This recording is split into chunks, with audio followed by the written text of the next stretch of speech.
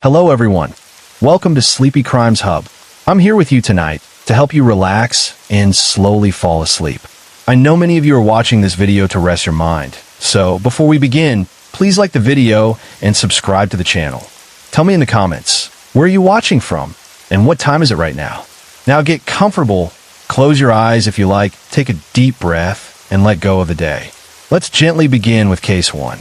On the morning of September 10th, 2025, Dallas woke up to what should have been an ordinary Tuesday. Guests were checking out, rooms were being cleaned, and the steady rhythm of motel life carried on like it always had. But inside the downtown Suites Dallas motel, something was quietly building. Tension, resentment, something dark that no one fully recognized until it was too late.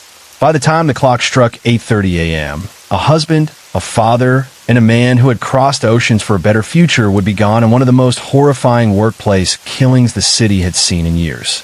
Chandramouli Nagamalaya was born on December 2nd, 1974, in Bangalore, Karnataka, India.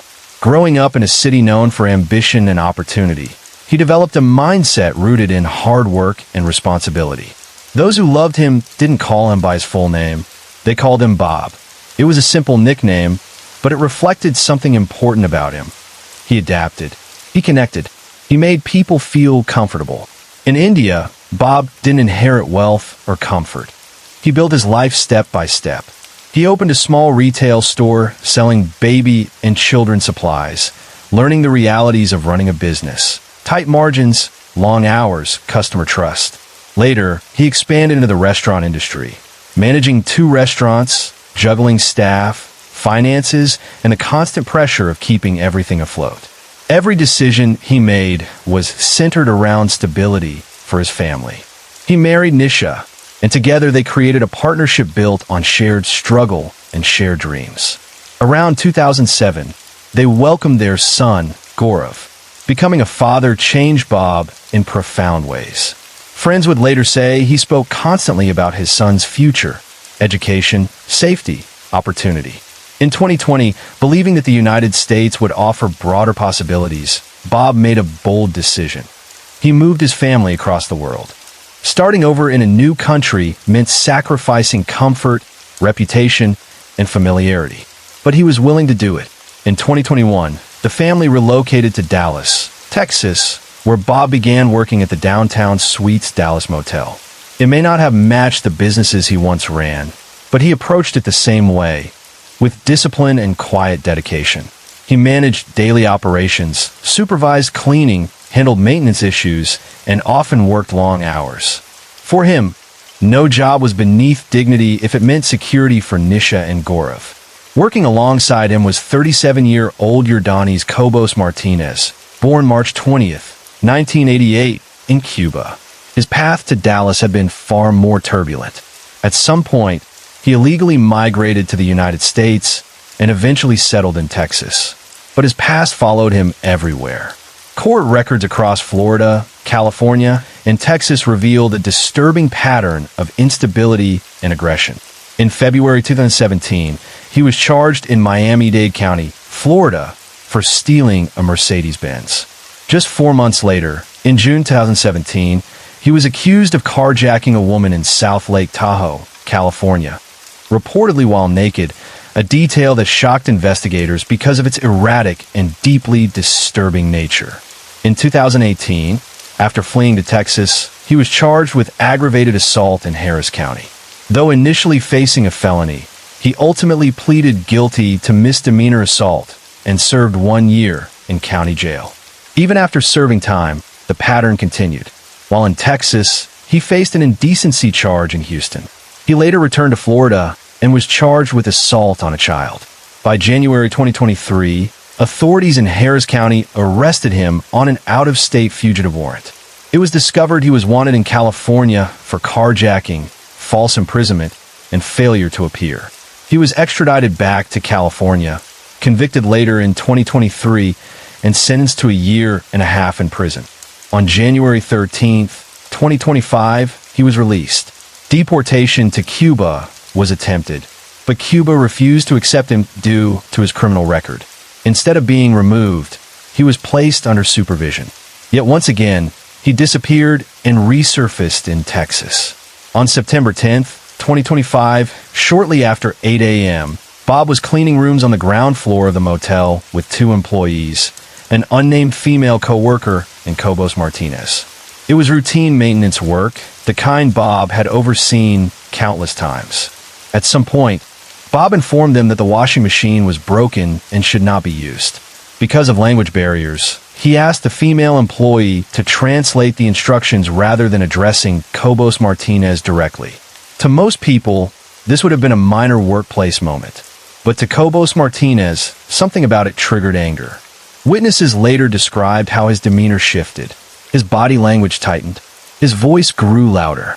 He appeared offended, perhaps feeling disrespected, embarrassed, or challenged. An argument broke out. The room, moments earlier filled with ordinary work chatter, suddenly felt tense and volatile. Then, without warning, Cobos Martinez walked out. For roughly 20 minutes, there was uneasy calm. Bob likely believed the situation had cooled. He may have thought it was nothing more than a heated exchange that would pass. But at approximately 8:20 a.m., Cobos Martinez returned, this time holding a machete. What followed was fast, chaotic, and brutal. He began stabbing Bob repeatedly. Shocked and bleeding, Bob instinctively ran toward the motel's front office, toward his family. Nisha and Gaurav, hearing the noise, rushed outside. The sight before them was something no family should ever witness. They tried to intervene. They screamed. They attempted to pull the attacker away. But Cobos Martinez pushed them aside. The attack escalated into something almost incomprehensible. He began hacking at Bob's neck with a machete. It was not a single, impulsive strike. It was repeated violent blows. Eventually, he decapitated him. At exactly 8:30 a.m., in an act that stunned even hardened investigators, Cobos Martinez kicked Bob's severed head into the parking lot.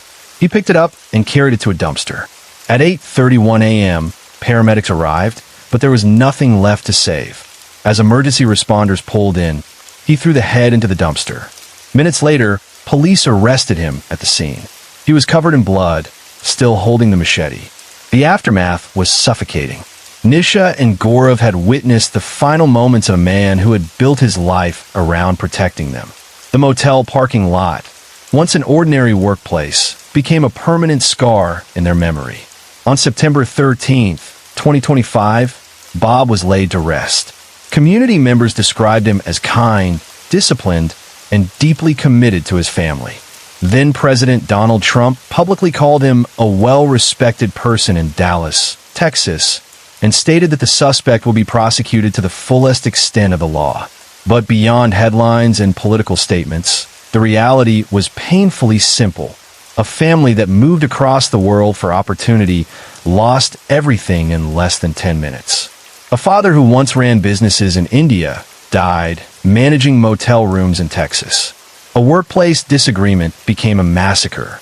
And for Nisha and Gaurav, September 10th, 2025, would forever mark the moment their American dream ended in unimaginable horror. Case 2 before her name would ever be spoken in headlines, before strangers would search her story online. Carson was simply a girl born on November 19th, 1985, in Athens, Georgia, a bright, determined child growing up in a community where everyone seemed to know each other. From an early age, it was clear she wasn't ordinary.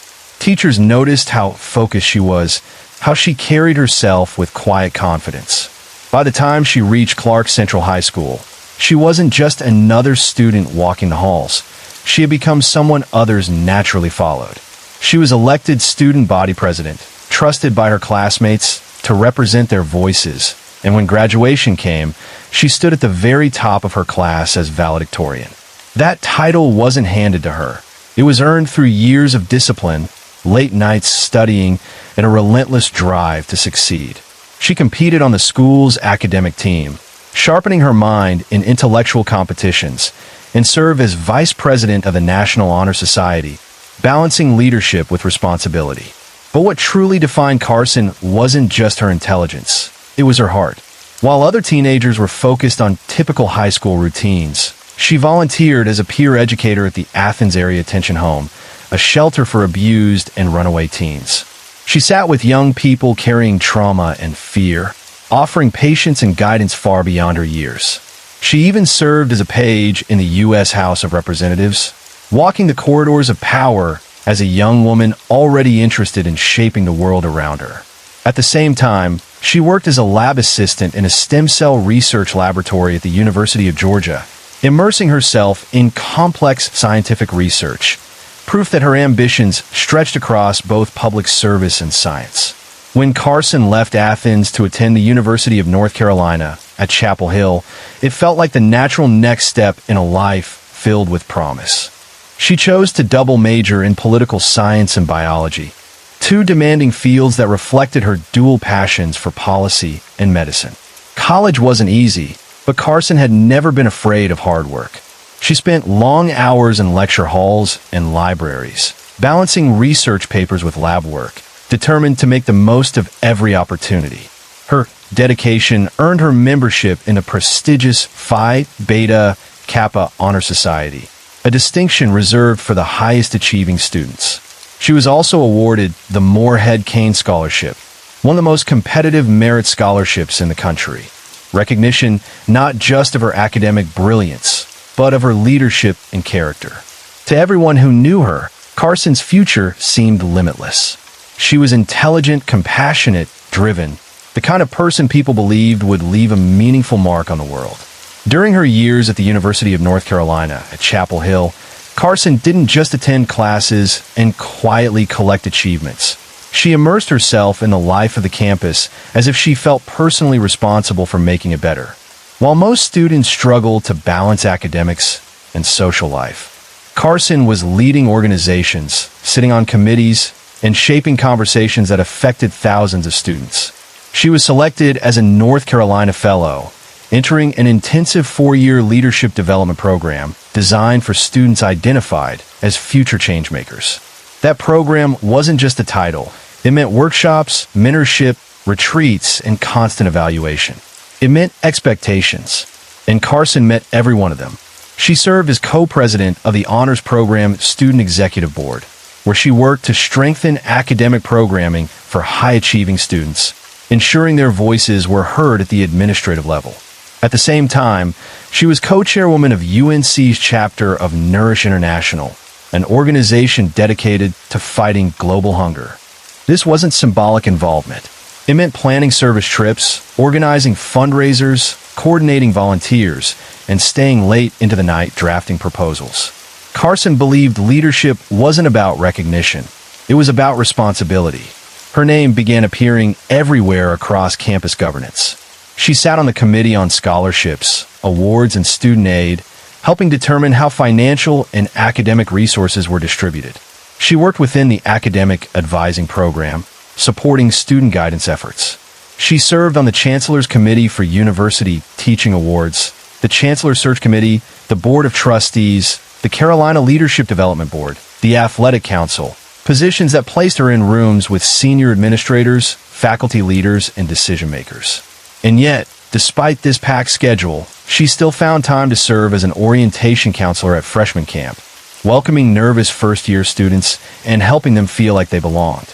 Carson wasn't leading from a distance. She was present, accessible, and deeply involved. In April 2007, her peers elected her student body president of UNC.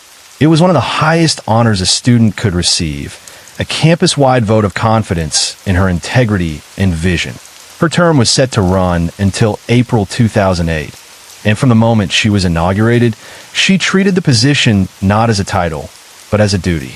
As student body president, she became a member of the university's board of trustees and numerous governing committees, but she often said her most important role was simple: representing every single student.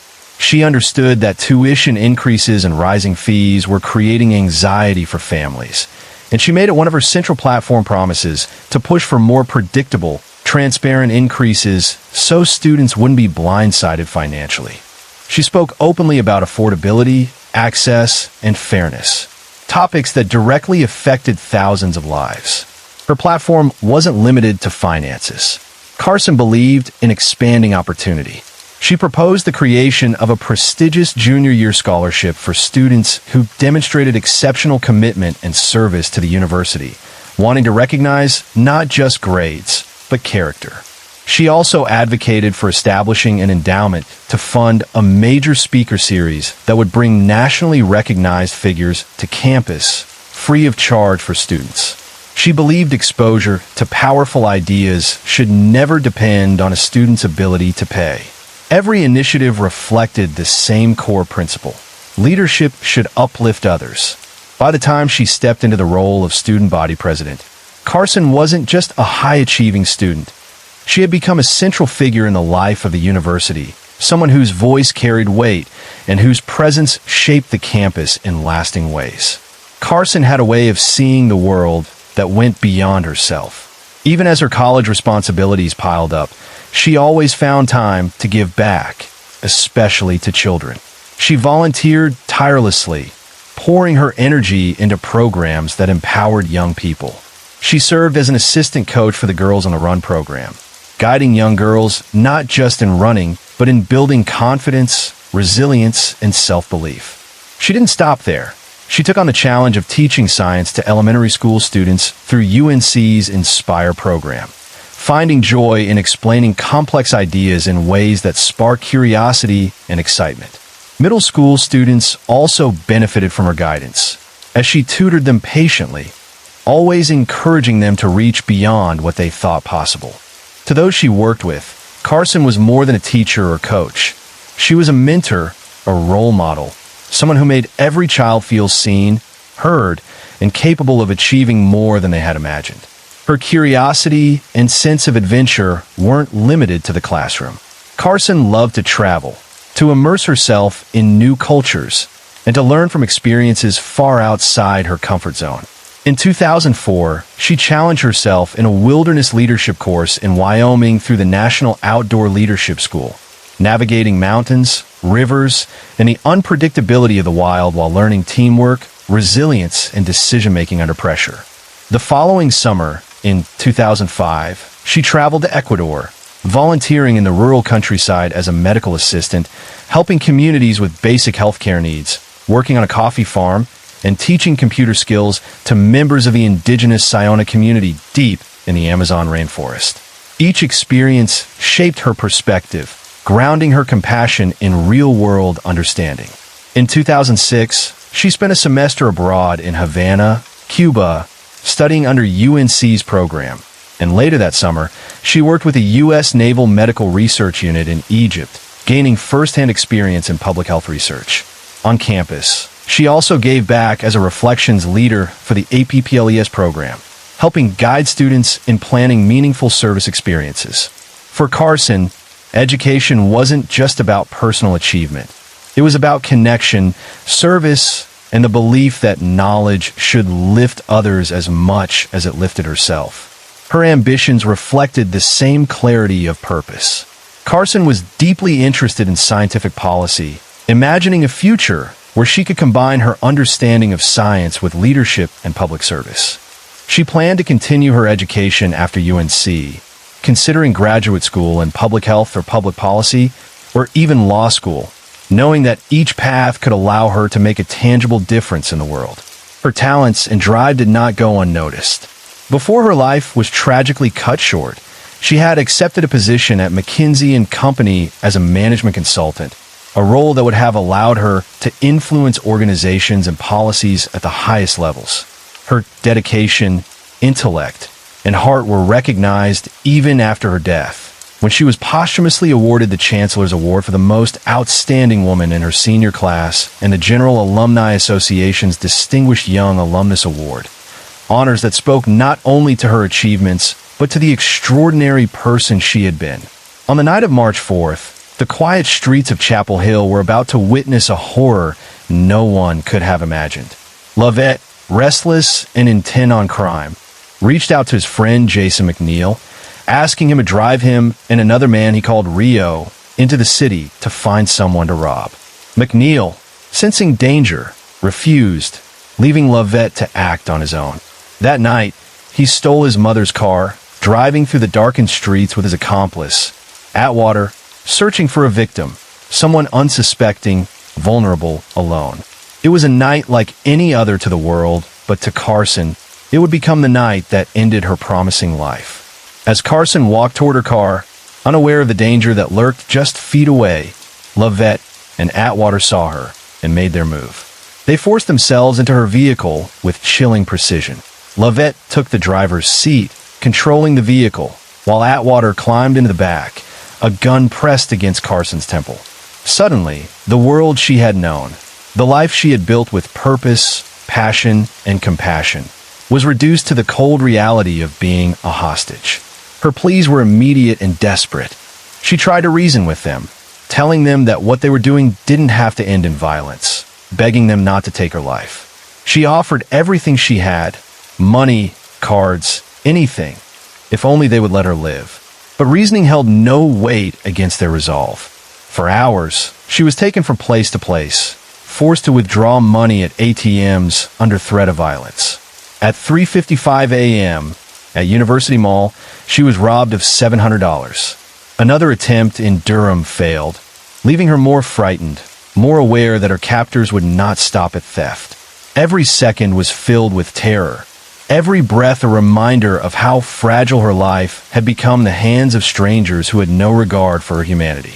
According to later testimony, Lovett admitted that it was the fact Carson had seen their faces that sealed her fate. She had become a witness, and in their eyes, a liability. Finally, the men drove her to a densely wooded neighborhood just a mile from UNC, isolated and silent, a place chosen to hide the ultimate act of violence.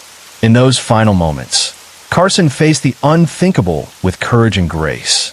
She asked them to pray with her, a plea for mercy, for some fragment of connection in the midst of imminent death. The first shots came from a small .25 caliber handgun, striking her right shoulder, upper arm, buttock, and cheek. Even as blood filled her body and pain overwhelmed her, her lungs still breathed, a testament to her will to survive. But the final act was merciless. A sawed-off 12-gauge shotgun ended her life in a single devastating blow, striking through her right hand as she instinctively tried to shield herself and into her temple, extinguishing her vibrant, extraordinary life. Forensic experts later described the manner of her killing as a display of total indifference, a complete lack of regard for another person. In those few terrifying hours, Carson had gone from an ordinary student walking toward her car to a young woman fighting for her life against forces beyond comprehension. Her bravery, her attempts to reason, and her final moments praying in the dark woods painted a stark portrait of courage and humanity in the face of unimaginable violence. In the aftermath of Carson's murder, the chilling details of that night slowly came to light, revealing the cold, calculated nature of her killers. According to a confidential informant, later revealed as Jason McNeil, a friend of Lovett's, both Atwater and Lovett had participated in the shooting. McNeil testified that Lovett admitted to firing the handgun while Atwater wielded the shotgun. Even more horrifying, Lovett confessed that Carson was still alive after being shot multiple times with a handgun, struggling to move, her life clinging desperately to each breath. It was only then, standing over her, that Atwater fired the fatal shotgun blast that ended her life, erasing the vibrant young woman who had been full of promise, curiosity, and compassion. The cold mechanics of their confession painted a grim portrait of brutality, a deliberate extinguishing of life with no room for mercy or remorse. While a medical examiner later confirmed that there was no physical evidence of sexual assault, the reports revealed the unnerving behavior of Atwater during the crime. He touched Carson on different parts of her body and fiddled with her clothing, acts that added a layer of psychological terror to an already horrifying ordeal. Even in her final moments, Carson faced not only the threat of death, but the invasive, violating presence of men who saw her as nothing more than an object in their twisted plan. The details underscore the sheer cruelty of the situation, showing how deeply personal and dehumanizing the attack was. The backgrounds of the perpetrators only added context to their capacity for violence. Both Atwater and Lovett had long, disturbing criminal histories. Lovette's record included drug possession, larceny, breaking and entering, and felony possession of a firearm. At the time of Carson's murder, he was on probation for breaking into a house, a fact that would later highlight the failures of a system meant to monitor dangerous individuals. Courts had previously noted his long juvenile record, describing a clear pattern of escalating criminal activity, a trajectory that ultimately led to the most horrifying escalation of all. Atwater's history was similarly troubling. He had prior convictions for possession of marijuana with intent to sell, trespassing, robbery, and assault. In February 2005, he received 3 years probation after breaking into a home. By June 2006, police confiscated a handgun from him during a burglary investigation, and he later pleaded guilty to possessing a firearm while on probation, extending his legal supervision. In February 2008, just days before Carson's murder, Atwater was arrested again for carrying a gun while on probation, but was released on bond. A clerical error reassigned his hearing to a later date, meaning that on the night of March 4th, the system that should have intervened had failed, leaving him free to commit a crime that would shock the nation. The layers of their past crimes, combined with that night's horrific acts, painted a grim portrait of two men shaped by repeated brushes with the law, yet seemingly incapable of redemption. Their histories colliding tragically with Carson's extraordinary, yet fragile, life. At approximately 5 a.m. on March 5th, 2008, the quiet streets of Chapel Hill were shattered by the aftermath of a brutal crime. Carson's body was discovered at the intersection of Hillcrest Circle and Hillcrest Road after police responded to frantic reports from a local woman who had heard gunshots. According to her testimony, she had first heard a single gunshot, then a woman's scream that pierced the early morning air, followed by 3 more shots fired in rapid succession. When officers arrived, they found Carson's body positioned on her left hip, her right arm bent behind her head, a chilling image that testified to the violence she had endured. Her roommates later confirmed the horrifying truth. It was Carson, the young woman whose life had been filled with promise, now tragically ended in the most brutal way imaginable. The case immediately captured national attention, and because of its high-profile nature, many key records, including the autopsy report and search warrants, were sealed from public view in the months that followed. The secrecy only fueled speculation and heightened the sense of unease that had settled over the community. Families, students, and colleagues waited anxiously for details, desperate to understand how such a horrific act could have taken place. Finally, on June 27, 2008, authorities began releasing some of the critical information. Documents from 6 search warrants confirmed that $1,400 had been withdrawn from ATMs using Carson's card in the 2 days following her murder. The evidence was damning. Surveillance footage showed Atwater attempting to use the card at a local convenience store, while Lovett appeared in the original ATM footage. These revelations confirmed the chilling reality that Carson's death had been preceded by calculated, deliberate attempts to exploit her even after her life was stolen. Just a few days later, on June 30th, the autopsy report was made public, providing a devastating but necessary glimpse into the final moments of her life. Each detail, each confirmation, underscored not just the violence of the crime, but the depth of the loss experienced by her family, friends, and the entire UNC community. After a long and painful wait for justice, the legal proceedings against Atwater finally reached a conclusion, but the weight of Carson's loss hung heavy over every courtroom. On April 19, 2010, Atwater entered guilty pleas to federal charges of carjacking, kidnapping, and weapons possession. The details of his crimes, already seared into the memories of those who followed the case, were laid bare in court, leaving the community to grapple with the full scope of his actions. Judge James A. Beatty of the United States District Court in Winston-Salem handed down a sentence that reflected the severity of his crimes. Life in prison plus an additional 30 years.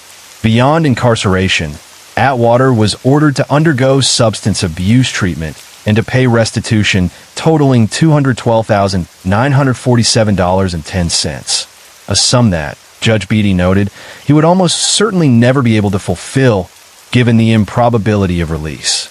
In a brief, tense moment during sentencing, Atwater turned to Carson's parents, his voice measured but heavy, saying, "I'm sorry for everything that's happened.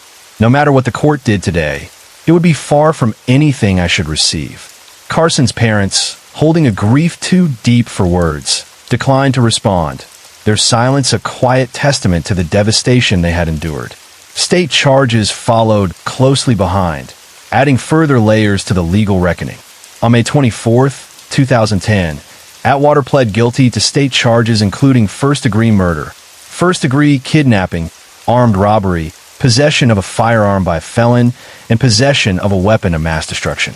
In exchange for his plea, the state agreed not to seek the death penalty, a decision that spared the courtroom from the drawn-out agony of a trial, but did not diminish the gravity of his actions.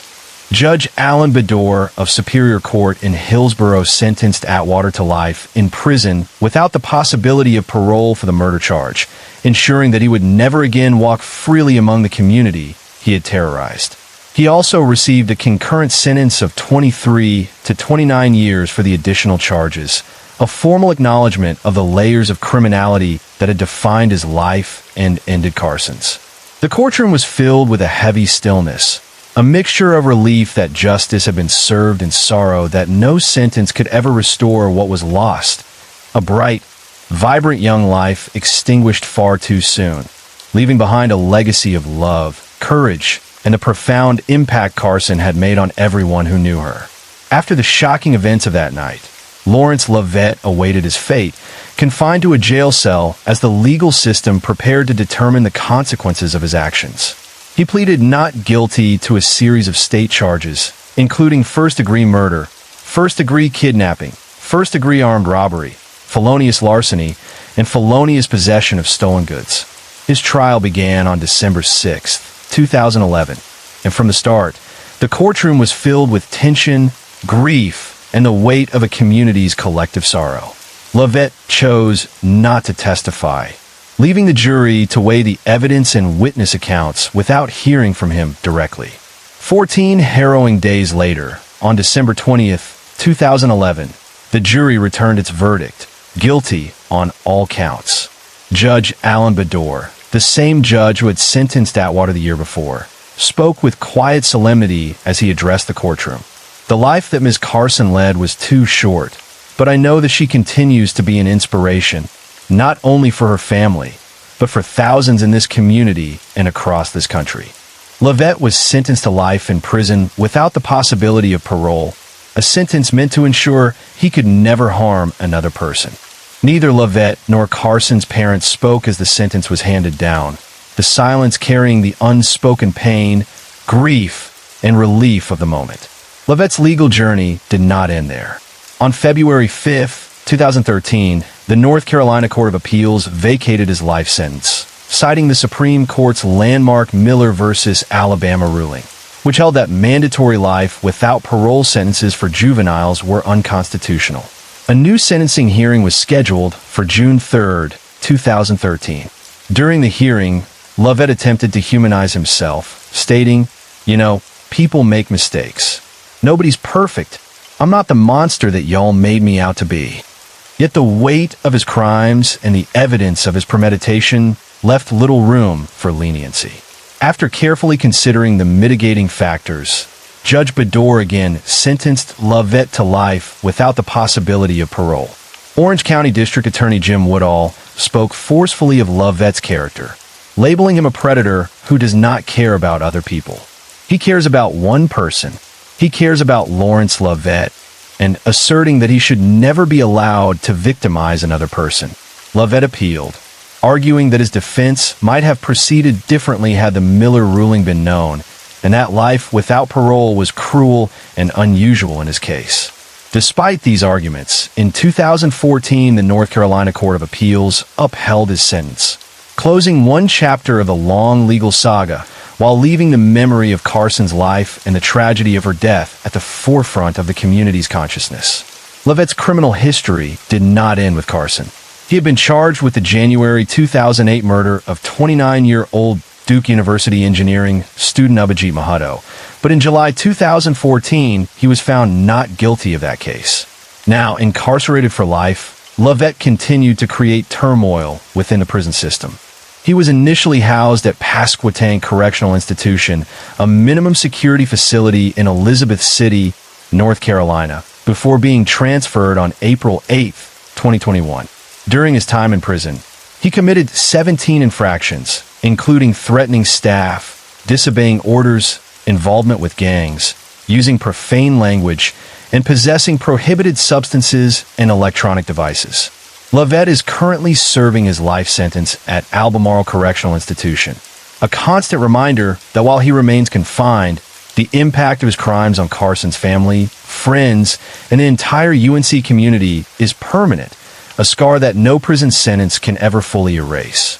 In the wake of her tragic death, the University of North Carolina sought to honor Carson's life not just with words, but through lasting action that would continue her mission of inspiring others. The university established the Eve Carson Scholarship, officially named the Eve Marie Carson Memorial Junior Year Merit Scholarship, a living tribute to her vision of rewarding students who had grown in academics, leadership, and social justice during their college years. Entirely student-run, the scholarship is awarded annually to 2 juniors, providing a $5,000 stipend for a summer experience and covering half of the recipient's senior year tuition. Through this scholarship, Carson's legacy lives on, enabling students to give back to UNC while easing the financial burdens of higher education, embodying her guiding principle of students celebrating students. In addition, the Moorhead Kane Scholarship created a 4-year, full merit scholarship in her honor, the Eve Marie Carson Carolina Way Scholarship, designed to attract qualified out-of-state students and provide additional support and programming during their undergraduate careers, ensuring that her dedication to leadership and service continues to inspire generations of students. Carson's impact extended far beyond scholarships. In 2009, her story returned to national attention when American Idol finalist Anup Desai, a friend of hers, spoke about her death and how it had motivated him to audition, sharing her memory with millions of viewers. 2 years after her death, UNC dedicated the Eve Marie Carson Garden near the campus YMCA, a place where Carson had been deeply involved. The garden, created to honor her and all students who die before graduation, features a bluestone seat overlooking the campus's main quad and a wall of Georgia marble engraved with her words, "Learn from every single being, experience, and moment." What joy it is to search for lessons and goodness and enthusiasm in others. A Carolina blue butterfly-shaped bench nearby adds a quiet touch of reflection, a place where students can remember Carson's joy, curiosity, and relentless pursuit of learning and service. Carson's legacy continues through active community engagement. The UNC chapters of Pi Beta Phi and Phi Delta Theta host the annual Eve Carson Memorial 5K for Education, first established in 2008 and growing steadily each year. Proceeds benefit the Eve Carson Scholarship Fund, the Pi Beta Phi Literacy Fund, and CEO for Teens, providing tangible support to programs that align with her passions. By 2014, the race had over 1,600 participants and raised more than $116,000, a testament to the enduring influence of her life and the way the community continues to rally in her memory. Furthermore, the Distinguished Lecture Series, part of Carson's Student Body President platform, was renamed in her honor in 2010, bringing prominent speakers like Elizabeth Edwards, Greg Mortensen, Fatou Bensouda, Mika Brzezinski, and Robert Gibbs to campus to challenge students and spark critical discussions, keeping alive Carson's commitment to intellectual curiosity and civic engagement. The impact of her life also reached the legislative level. In response to Carson's murder, the North Carolina General Assembly passed the North Carolina Street Gang Suppression Act in the summer of 2008. The law, which went into effect on December 1st, 2008, introduced specific criminal procedures and heightened penalties for gang-related offenses, reflecting a broader effort to prevent future tragedies like hers. Even years later, Carson's name remained a point of attention. In March 2012, Controversy arose when an Indian consulting firm distributed advertising posters using a copyrighted photo of her, showing how deeply her image and story had permeated public consciousness, a lasting reminder of the young life cut far too short, but still inspiring countless others. Case 3 in 2024, the city of Stockton faced a harrowing reality. 3,680 violent crimes were reported, a staggering figure that nearly doubled the statewide rate and left the community on edge. The surrounding San Joaquin Valley, where Stockton sits, had already earned the grim distinction of having the highest violent crime rate in the state the previous year, 2023, casting a long shadow over the region. Against this backdrop of unease and tension, a small celebration was meant to bring a moment of joy.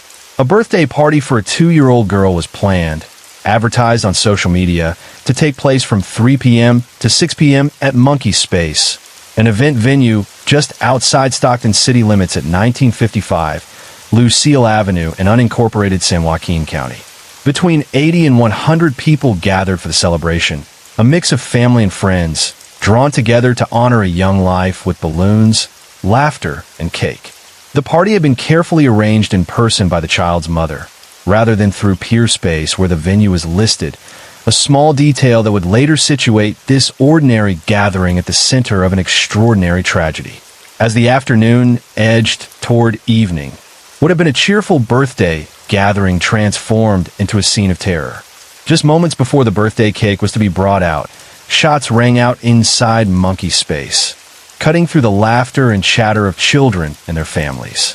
4 people were killed instantly, and witnesses reported that the gunfire spilled beyond the walls of the venue, leaving authorities to believe that more than one shooter had been involved. The violence tore through the celebration in an instant, leaving panic and confusion in its wake. One father recounted a moment that would haunt him forever. His young son had been approaching rapper MB to say hello when a masked gunman fired in the direction of the performer, the bullet striking the boy squarely in the chest.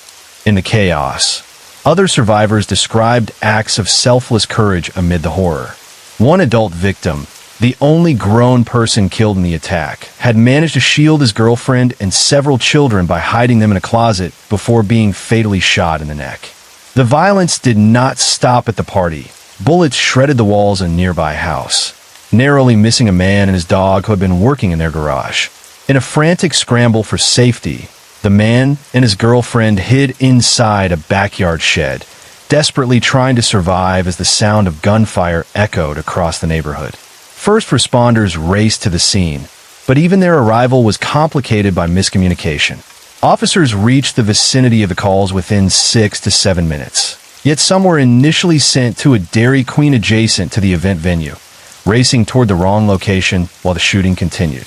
The first officers eventually arrived at Thornton Plaza, where the Dairy Queen stood, in roughly 4 minutes, confronting the aftermath of a brutal attack that had left families shattered and a community in shock.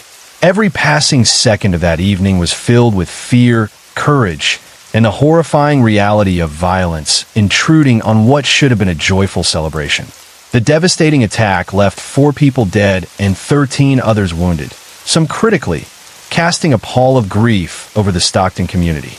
Among those who lost their lives were 21-year-old Susano Archuleta, 14-year-old Amari Peterson, and 2 children, 8-year-olds Maya Lupian and Journey Rose Rio Guerrero. The horror extended beyond fatalities as survivors grappled with trauma and injury. One of the wounded was community activist Jasmine Delafosse, whose commitment to her neighborhood had already earned her a mural in Stockton. Delafosse's dedication to her city had roots in personal tragedy. The murder of a close friend had inspired her to devote herself to uplifting her community, organizing neighborhood cleanups led by high school students, hosting festive parties and trunk or treat events, and working to improve playgrounds for children. She had even interned for former Stockton Mayor Michael Tubbs, striving to create tangible change in her hometown. The rapper Mbinel, who may have been the intended target of the attack, was also struck by gunfire and forced into hiding, his presence at the event becoming another chilling element of the chaos. In an instant, a gathering meant to celebrate life became a scene of sorrow, courage, and heartbreak. leaving the community to confront both loss and the fragility of safety in a place they had once called ordinary. The investigation into the Stockton shooting quickly became a massive, multi-agency effort, reflecting both the complexity and severity of the attack.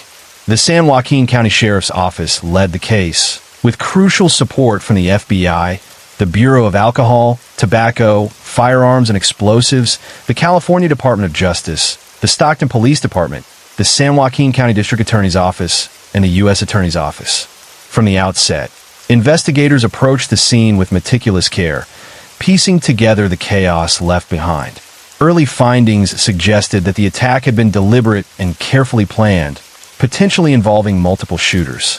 While officials stopped short of officially labeling it gang-related, Sheriff Patrick Withrow acknowledged that the possibility could not be ruled out, noting that parole documents for one of the men arrested indicated multiple gang factions may have been present at the party. Stockton city leaders, however, publicly called the attack gang-related, highlighting the ongoing struggle the city faced with violent crime. The investigative challenges were enormous. Witnesses and survivors were understandably focused on surviving rather than remembering details of the shooters, leaving authorities with limited descriptions to work from. Sheriff Withrow admitted that interviews had yielded little about the attackers' identities, though he understood the fear that had gripped everyone in the venue. Amid the confusion, law enforcement discovered firearms on the roof of the party venue, though it was unclear if they had been used in the shootings. By December 9th, over 50 shell casings had been collected at the scene, and investigators confirmed that at least 5 firearms had been fired during the attack. They were also attempting to determine whether anyone at the party had returned fire. Witnesses described the shooters as wearing dark clothing and face coverings, but details about possible escape vehicles remain elusive. The investigation painted a chilling picture. A meticulously executed attack that left the community shaken, law enforcement scrambling for answers, and a shadow of violence lingering over what should have been a safe, celebratory gathering. In the aftermath of the shooting, authorities moved quickly to offer incentives for critical information, hoping to piece together the events of that devastating day. The FBI announced a $50,000 reward for any tips that led to arrests or convictions, later joined by an additional $25,000 offered by the ATF. Amid the ongoing investigation, 2 men who had been present at the birthday party were taken into custody, including the father of the young child whose birthday was being celebrated. While neither man was suspected of firing a weapon, their arrests were tied to alleged parole violations, underscoring the complex web of criminal activity surrounding the event. The father faced a litany of serious charges, including assault with a firearm, possession of an assault rifle, carrying high-capacity magazines, being a felon in possession of firearms and ammunition, involvement in criminal street gang activity, and domestic violence with corporal injury. Additional allegations included multiple firearms and enhancement violations, along with a felony parole revocation charge. Stockton police records revealed that he had previously admitted affiliation with the Serenos gang and was considered an active member of the Asian Boys and Muddy Boys gangs. GPS data from the ankle monitor he was required to wear as part of his parole placed him at the venue for more than 5 hours, as well as nearby locations across the street. Prosecutors alleged that he had hosted the birthday party and was aware that gang members would be present, raising serious questions about planning and complicity. The second man, the child's uncle and a known local rapper, was also arrested for allegedly violating parole conditions. He had been barred from entering areas where children gather due to previous convictions involving child abuse, endangerment, and corporal injury from 2021. At the time of his arrest, he was also wanted for failing to appear in court on traffic-related charges. Authorities claimed he had further violated his parole by maintaining contact with the child's father, a known gang affiliate. Ultimately, the man pleaded no contest to the parole violation and was sentenced to 180 days in jail. His defense attorney emphasized that he had no involvement in the shooting and no connection to the shooters, asserting that he simply wanted to move forward and put the legal troubles behind him. Despite these clarifications, the arrests underscored how the shooting was intertwined with a broader environment of criminal activity, leaving the community grappling with both the immediate tragedy and the lingering questions of accountability. The venue, known as Monkey Space, existed more as a name than an officially recognized business, never appearing on state or county licensing records. The property itself was leased by Vertical Compass LLC, a company that ran multiple operations there under the guise of office and creative video work. According to the property owner, the banquet hall portion of the business, where the tragic birthday party occurred, was operating outside legal bounds. County officials confirmed that on November 5th, 2025, they had received a complaint alleging that a business at that location was functioning without the required permits, and the matter remained under investigation for months. While a county spokesperson stated that no formal request to operate had been filed, Vertical Compass LLC argued that there had been a misstep. A business application had initially been sent to the city of Stockton by mistake, then later corrected and submitted to the county as a nonprofit, with confirmation of receipt in October. As the investigation into the shooting continued, authorities released surveillance images on January 17, 2026, capturing two vehicles believed to be connected to the crime. The photos, grainy but critical, showed a white car and a silver car, though no license plates or exact locations were disclosed. Weeks later, on February 4th, the San Joaquin County Sheriff's Office announced the recovery of the vehicles, a white Honda Accord and a gray Volkswagen. Each car was immediately sent to be processed for forensic evidence, potentially holding the key to unraveling the movements of the perpetrators and piecing together the timeline of the attack that had devastated the Stockton community. The discovery marked a crucial step forward in an investigation that had been as complex and tangled as the legal and organizational ambiguities surrounding the venue itself. The building's owner reflected on the tragedy with a mix of disbelief and concern. He explained that while he was aware Vertical Compass LLC occasionally hosted small gatherings at the property, he had never authorized or even heard of large-scale events like the birthday party, and the name Monkey Space was entirely unfamiliar to him. He added that prior to the shooting, he had planned to end the lease with Vertical Compass LLC, noting that since he had owned the property in 2018, there had never been any incidents. After the horrific attack, the company's owner admitted he feared becoming entangled in gang-related conflicts and seriously considered not reopening the business at all. For the woman who organized the party, the night's events were a devastating nightmare. She recounted that multiple family members and friends had been shot, including her daughter's father, whose two nieces tragically lost their lives. Speaking with raw emotion, she apologized to the party attendees, explaining that her only intention had been to bring her family together to celebrate a child's birthday. She described the heart-wrenching sight of children bleeding on the floor, a memory that brought her immense sorrow. The rapper MB Nell, who had gone into hiding following the attack, broke his silence on December 19, 2025, posting on social media to express condolences to the victims' families and acknowledge the horror of the event. In the days following the tragedy, the community rallied in support of the victims and their families. A makeshift memorial sprang up near the venue, adorned with dozens of flowers, candles, and personal mementos. Nonprofit organizations stepped in to provide clothing, food, and mental health services for those traumatized by the event. Internationally renowned singer-songwriter Burna Boy even contacted Stockton Vice Mayor Jason Lee to offer covering the funeral costs for the slain victims. On December 3, 2025, two vigils were held to honor the lives lost. The first, an annual ceremony organized by the San Joaquin District Attorney's Office at Weber Point, remembered victims of violent crime across the county. Later that same day, the Greater Christ Temple hosted a second vigil near the site of the shooting, emphasizing the importance of mental health, community healing, and unity in the face of tragedy. The gatherings became both a symbol of grief and a testament to the city's determination to stand together in the aftermath of unimaginable violence.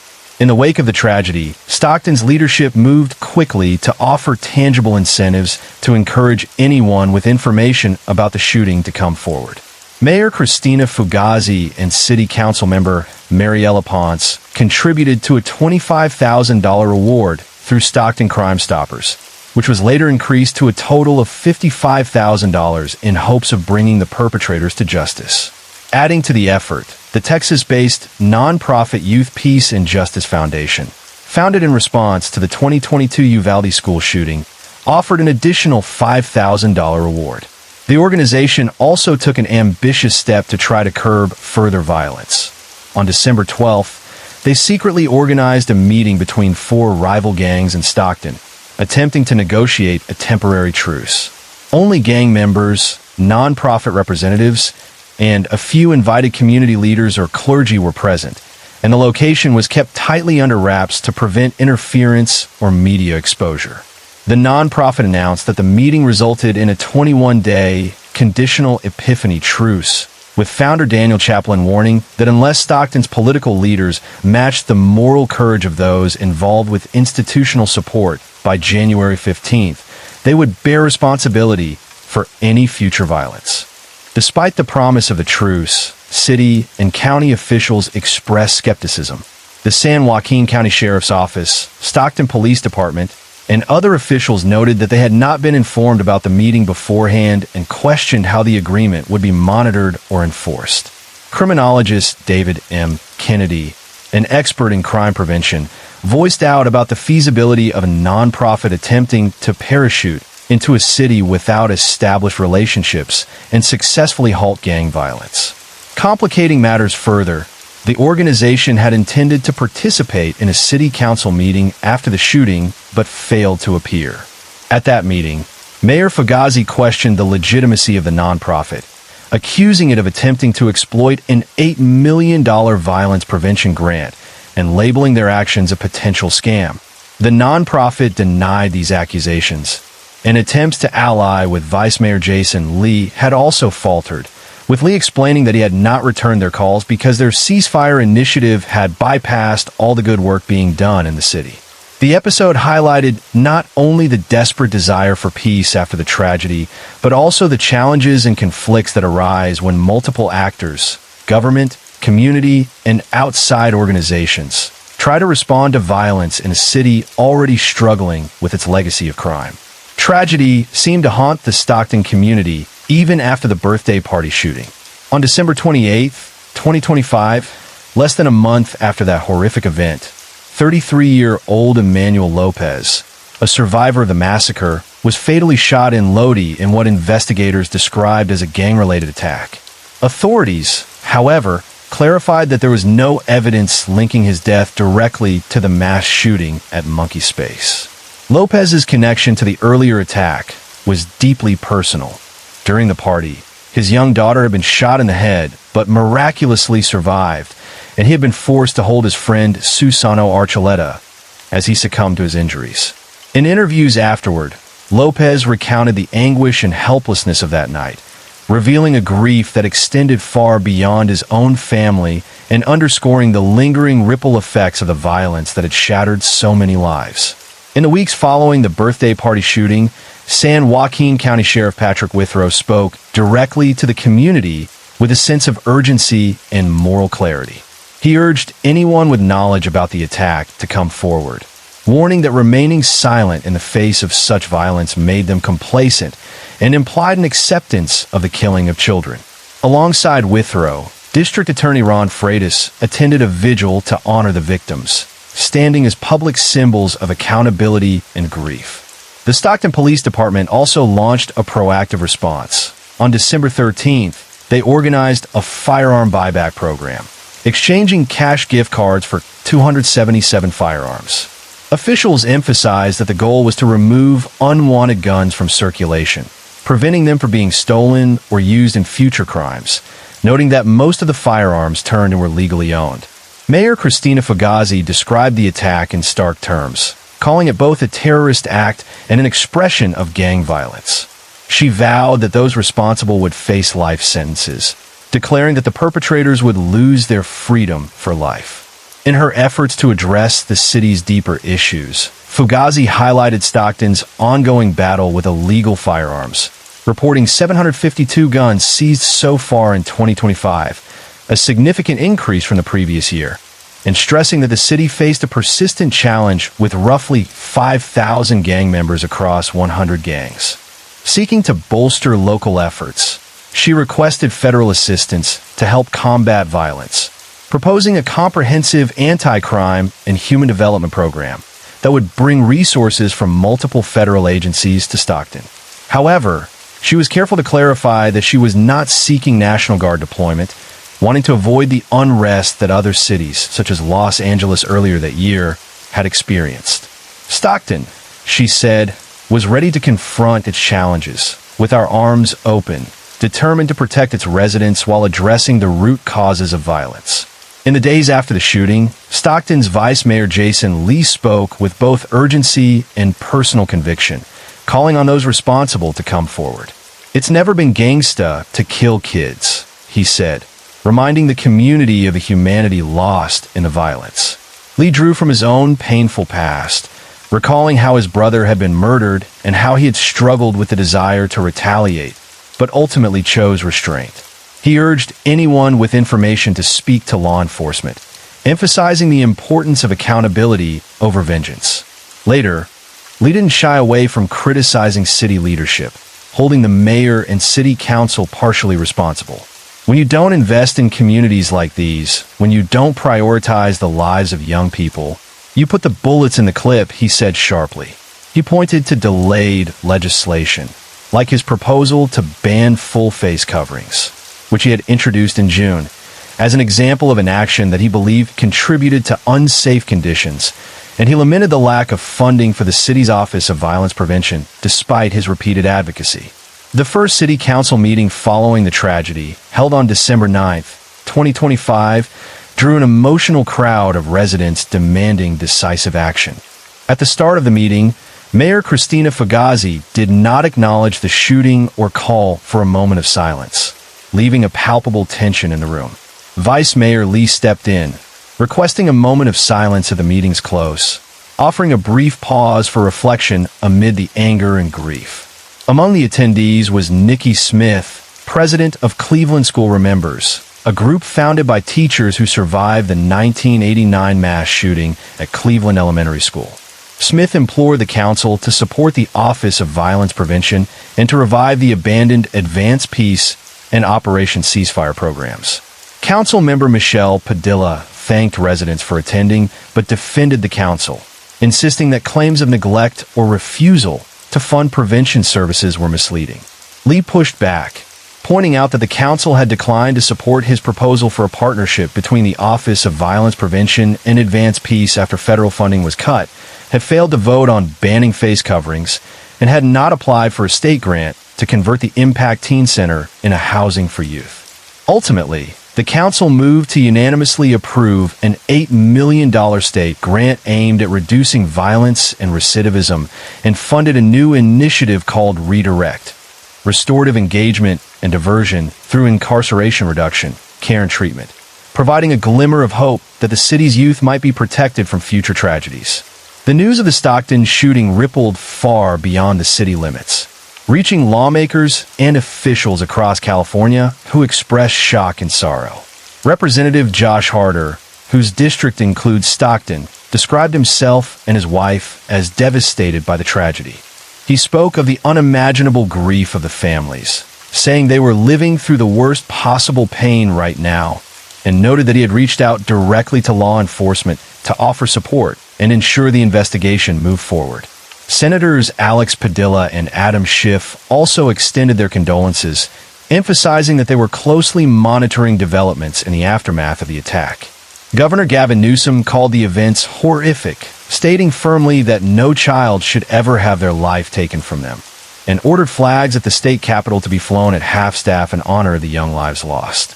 On December 24th, 2025, Newsom took additional steps, sending California Highway Patrol troopers to Stockton to bolster local efforts against crime and violence, a move welcomed by city leaders as a tangible sign of state support. Support for the victims extended beyond words. The California Victim Compensation Board offered up to $70,000 in state assistance for those affected, covering medical care, counseling, emotional support, and potential income loss. Spokesperson Linda Gledhill encouraged survivors and families to reach out either directly to CalVCB or to the San Joaquin County Victim Witness Advocates to access the funds. Meanwhile, the Stockton Unified School District announced that counselors were made available at every school, acknowledging the emotional toll on children, students, and staff in the community.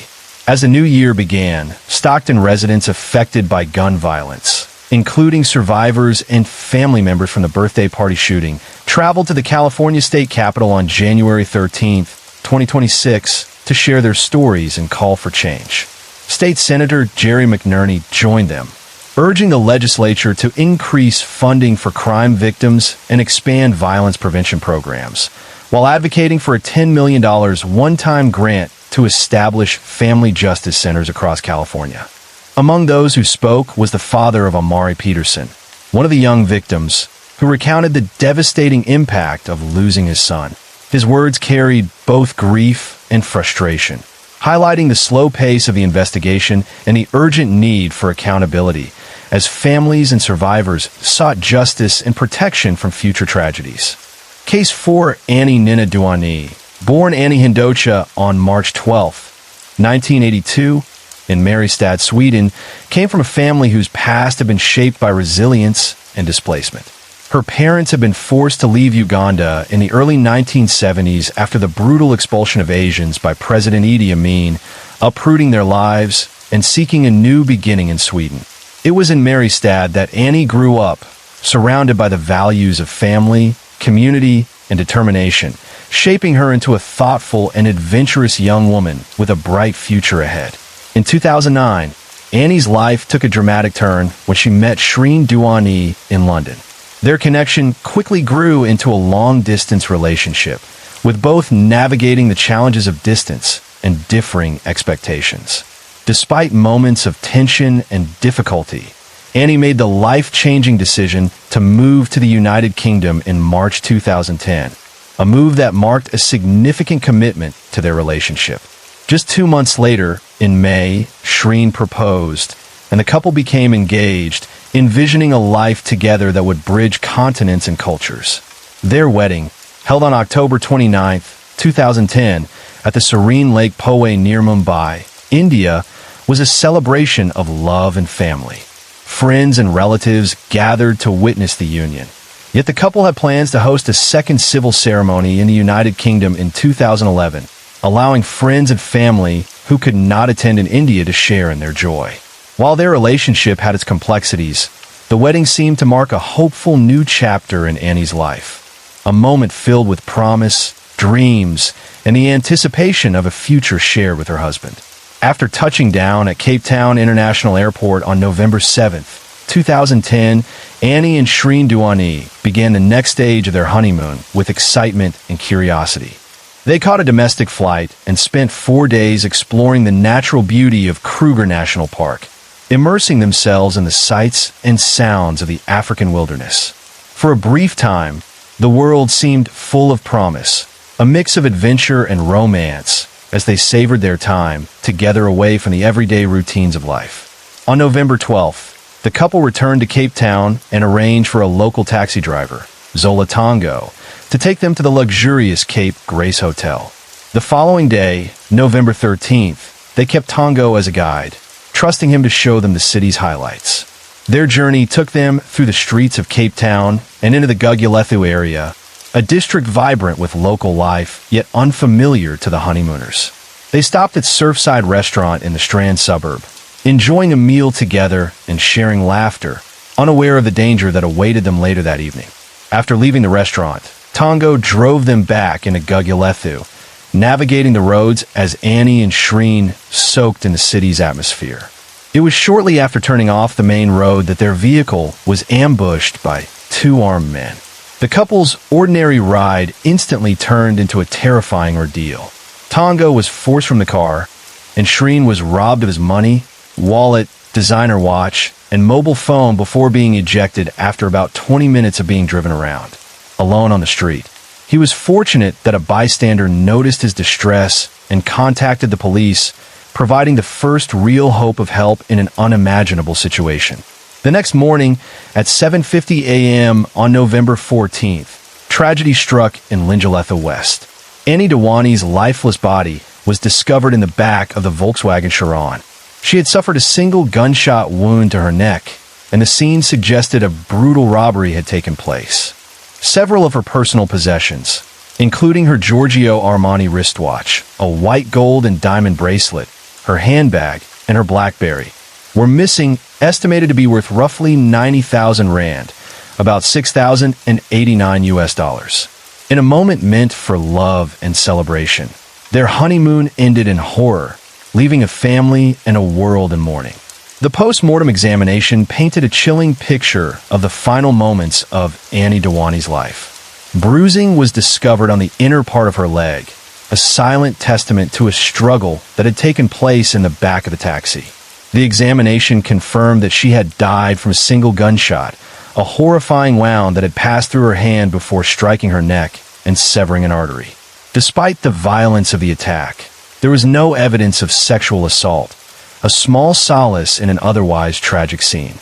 On November 17th, just a few days after her death, South African authorities released Annie's body, allowing it to return home to the United Kingdom. She was flown back on a British Airways flight, accompanied by her husband, Shreen, in a journey marked by grief and silence. The pain of loss was profound, but her family sought to honor her memory with reverence. 6 months later, in keeping with Hindu traditions, her ashes were scattered in her favorite area of Lake Vänern, near her hometown of Mariestad, Sweden, a quiet place where she had grown up, laughed, and dreamed. In that serene setting, her family found a way to celebrate her life and say a final farewell, ensuring that a piece of Annie would always remain in the place she had loved most. Just days after the tragedy, investigators made a breakthrough in the case of Annie Dewani's murder. A palm print discovered on the abandoned taxi led police to Zola Mjini, who was arrested on the morning of Tuesday, November 16th, 2010. In a videotaped confession, recorded in the presence of Captain Jonker of the South African Police Service, Mjini admitted his role in a violent hijacking, armed robbery, and kidnapping operation. He spoke chillingly of the Dewanis as the victims of this carefully orchestrated crime, explaining that it was during a struggle over her handbag that Quabe had shot Annie. 2 days later, just after midnight on Thursday, November 18th, 2010, Mzomadoda Quabe was apprehended following a tip-off from a trusted informant within the township. At first, Quabe denied any involvement, but after being allowed to speak with his co-conspirators, Mbalambo and Njini, he admitted to participating in the hijack, robbery, and kidnapping. He acknowledged Shreen and Annie Dewani as the victims caught in the chaos. Yet later that same day, during a recorded interview at 1721, Quabe dramatically shifted his story, claiming that the murder had been planned at the direction of Shreen Dewani, a statement that would become a central point of investigation in the unfolding legal battle. In the early hours of Thursday, November 18th, 2010, police arrested Mon Mbalambo after Mzomadoda Quabe provided his name during questioning. At first, Mbalambo denied any involvement in the violent events that had unfolded, but by 16:30 that afternoon, he gave a recorded confession.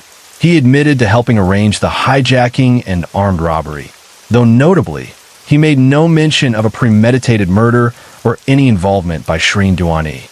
However, just a day later, Mbalambo altered his account, claiming that the entire operation had been orchestrated as a planned murder and that Shreen Dewani had somehow instigated it. Meanwhile, the taxi driver, Zola Tongo, who had been violently ejected from the vehicle during the hijacking, went to the police station in Gugulethu to report the incident. He consistently stated that he had been an unwitting participant, an innocent bystander caught in a terrifying situation. On November 17th, Tongo provided another statement to Officer Hendricks of the South African Police Service, reiterating that he had been nothing more than a victim. The following day, recognizing the complexity of the case and the attention it was receiving, Tongo hired attorney William de Grasse. On Saturday, November 20th, he formally surrendered to the authorities, now stating that the incident had been a planned murder deliberately staged to look like a random hijacking, and alleging that Shreen Dewani had been behind it. The murder of Annie Duani captured widespread attention across South Africa, dominating news headlines and sparking intense media coverage. The country, heavily dependent on tourism, immediately felt the impact. Tour operators reported a sharp drop in bookings as visitors grew wary after learning about the country's high murder rate, which averaged 46 fatalities per day.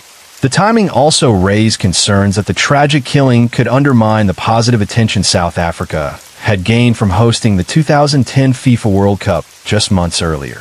Authorities responded swiftly, assigning the specialized police Hawks team to the case. The early arrests and confessions from those involved, along with statements suggesting Shreen Dewani's potential role, only amplified public interest. The combination of high-profile suspects, shocking details, and the unfolding legal drama kept the case in the headlines and captured the nation's and the world's attention.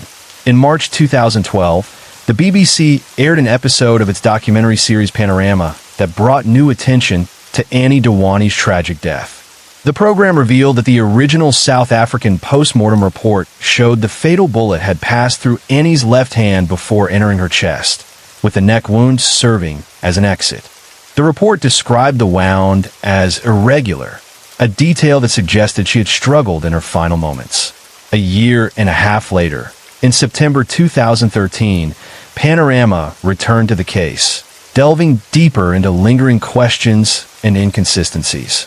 The program highlighted discrepancies between witness accounts, physical evidence, and a version of events presented by South African prosecutors.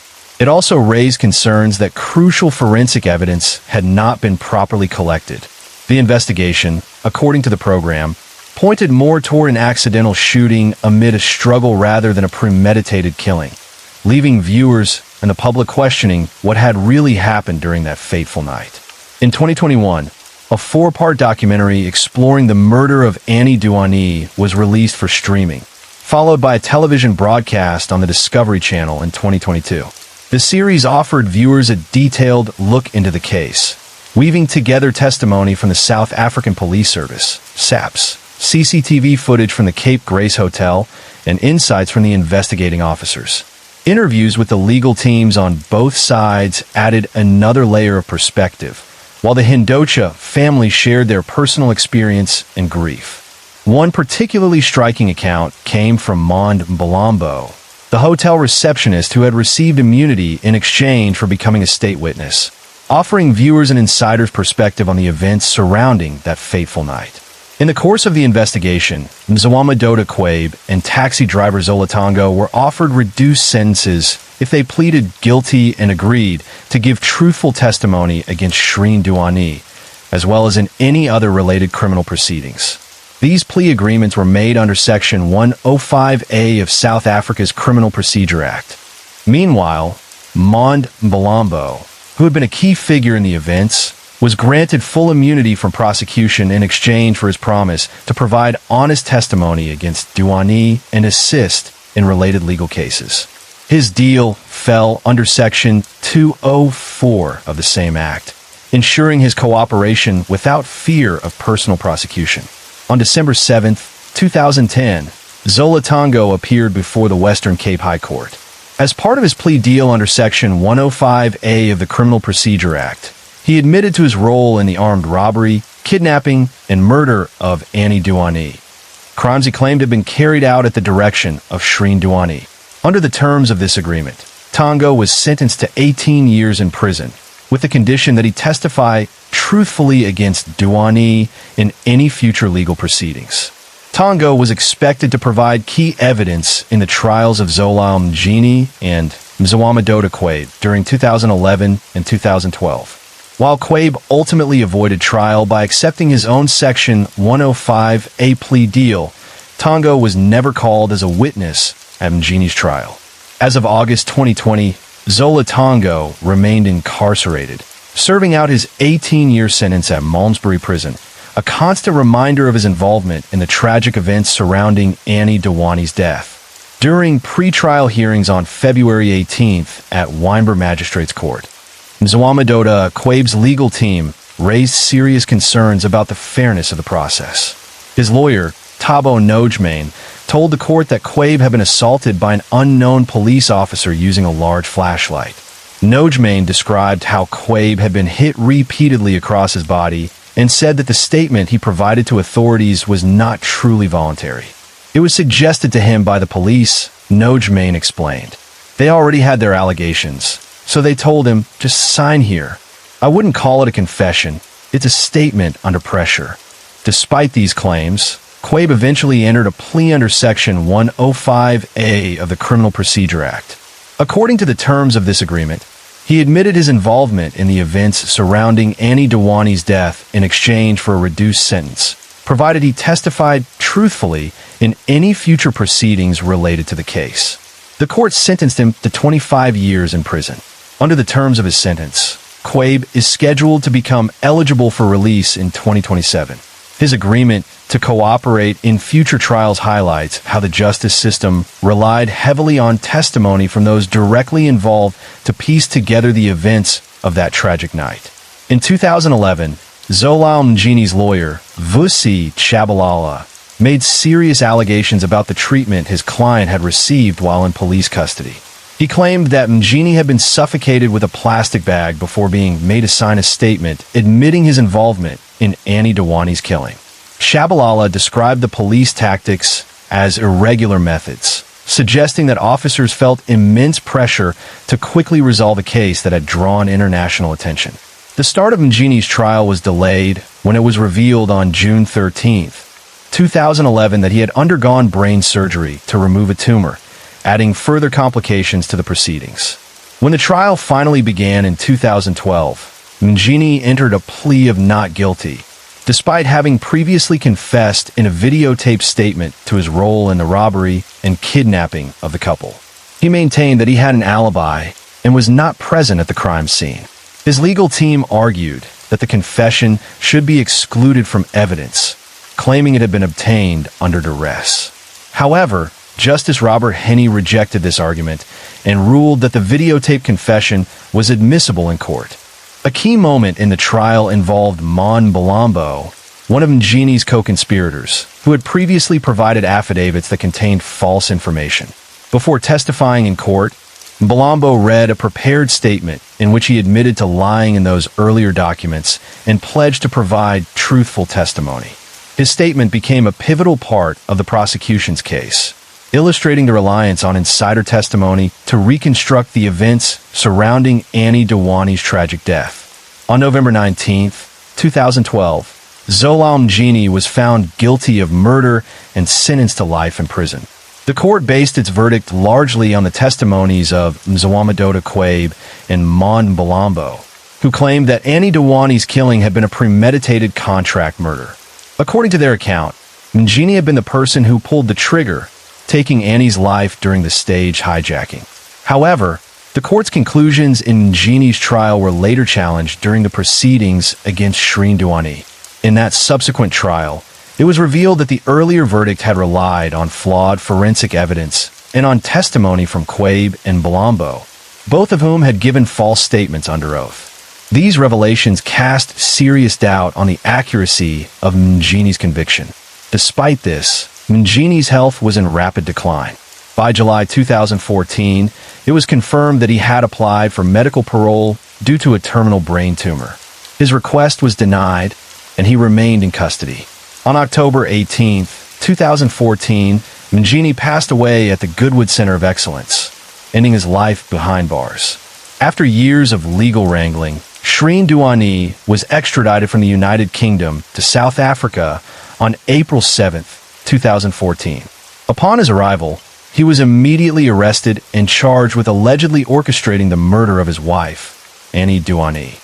The authorities brought 5 charges against him: conspiracy to commit kidnapping, robbery with aggravating circumstances, murder, kidnapping, and obstructing the administration of justice. Dewani pleaded not guilty to every charge. His trial began on October 6, 2014. During cross-examination, the case against him began to unravel. The key witnesses who had claimed Dewani was behind the killing, Zola Tongo, Mzawamedota Quabe, and Mon Balambo, contradicted their earlier statements, and clashed with one another on almost every crucial detail of the alleged murder-for-hire plot. Investigators found that Tongo and Balombo had even fabricated phone calls and text messages that supposedly implicated Duani. Additionally, they refused to identify a supposed fifth conspirator mentioned in the recordings. Quabe, another key witness, could not provide a credible explanation for why Annie had been driven into a residential neighborhood during the attack. On December 8, 2014, Shreen Duani was acquitted of all charges related to the murder of his wife, Annie Duani, after Judge Traverso accepted his counsel's application to dismiss the case under Section 174 of the Criminal Procedure Act, citing a complete lack of credible evidence linking him to the crime. The judge explained that the prosecution's key witnesses, Zola Tongo, Mon Balombo, and Zwamadota Quabe, had given testimony riddled with contradictions, falsehoods, and inconsistencies, making it impossible to determine what was true and what was fabricated. Tongo, who was considered the only witness capable of directly connecting Duani to the alleged conspiracy, gave statements that were highly improbable, containing multiple errors, exaggerations, and lies.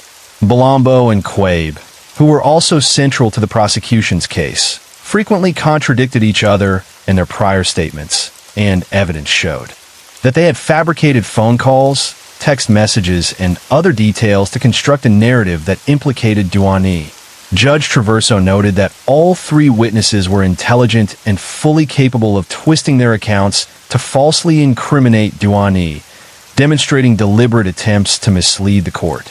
She concluded that their testimonies could not be relied upon in any meaningful way and that there was no credible evidence linking Duani to planning, executing, or ordering the murder. The judgment emphasized that the case against Duani rested entirely on manipulated, uncorroborated witness statements rather than concrete forensic or material evidence, leaving the court with no choice but to fully exonerate him of all involvement in the crime. The findings of Justice Henney in the 2012 trial of Zola Mjini were later overturned, with the court concluding that Mjini could not have been the person who shot Annie Duani, and that several key conclusions from that trial were flawed, having relied on erroneous forensic evidence and the admitted falsehoods of Mon Balombo. The court further determined that Balombo had committed perjury again, deliberately giving pre-prepared, emotionally charged testimony that closely mirrored a similar speech he had delivered during the Mjini trial, in which he had blatantly lied about critical details. Despite his admitted role in the crime and repeated perjury, Mon Balombo was never prosecuted or punished. On November 19, 2015, the Director of Public Prosecutions formally decided that he could not face prosecution. Meanwhile, on January 22, 2015, the Higher Education Transformation Network lodged a complaint alleging judicial bias and prejudiced conduct by Judge Traverso during Shreen Duani's trial.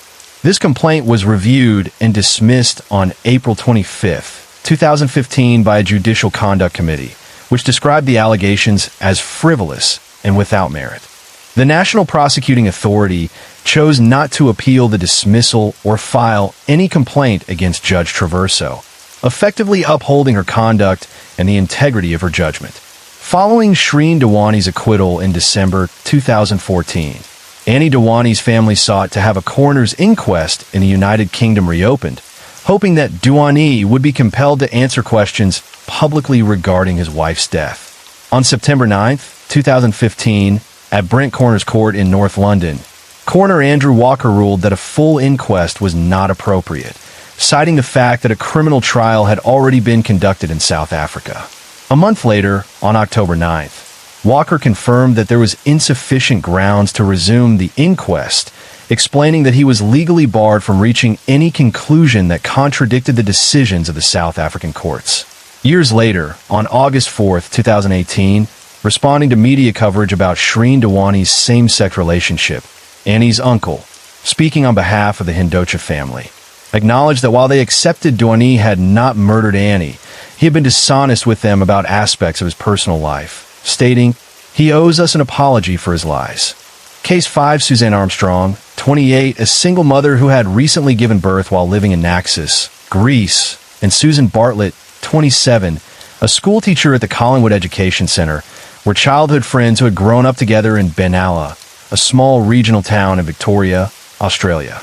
Both women had relocated to Melbourne in search of new opportunities and a fresh start.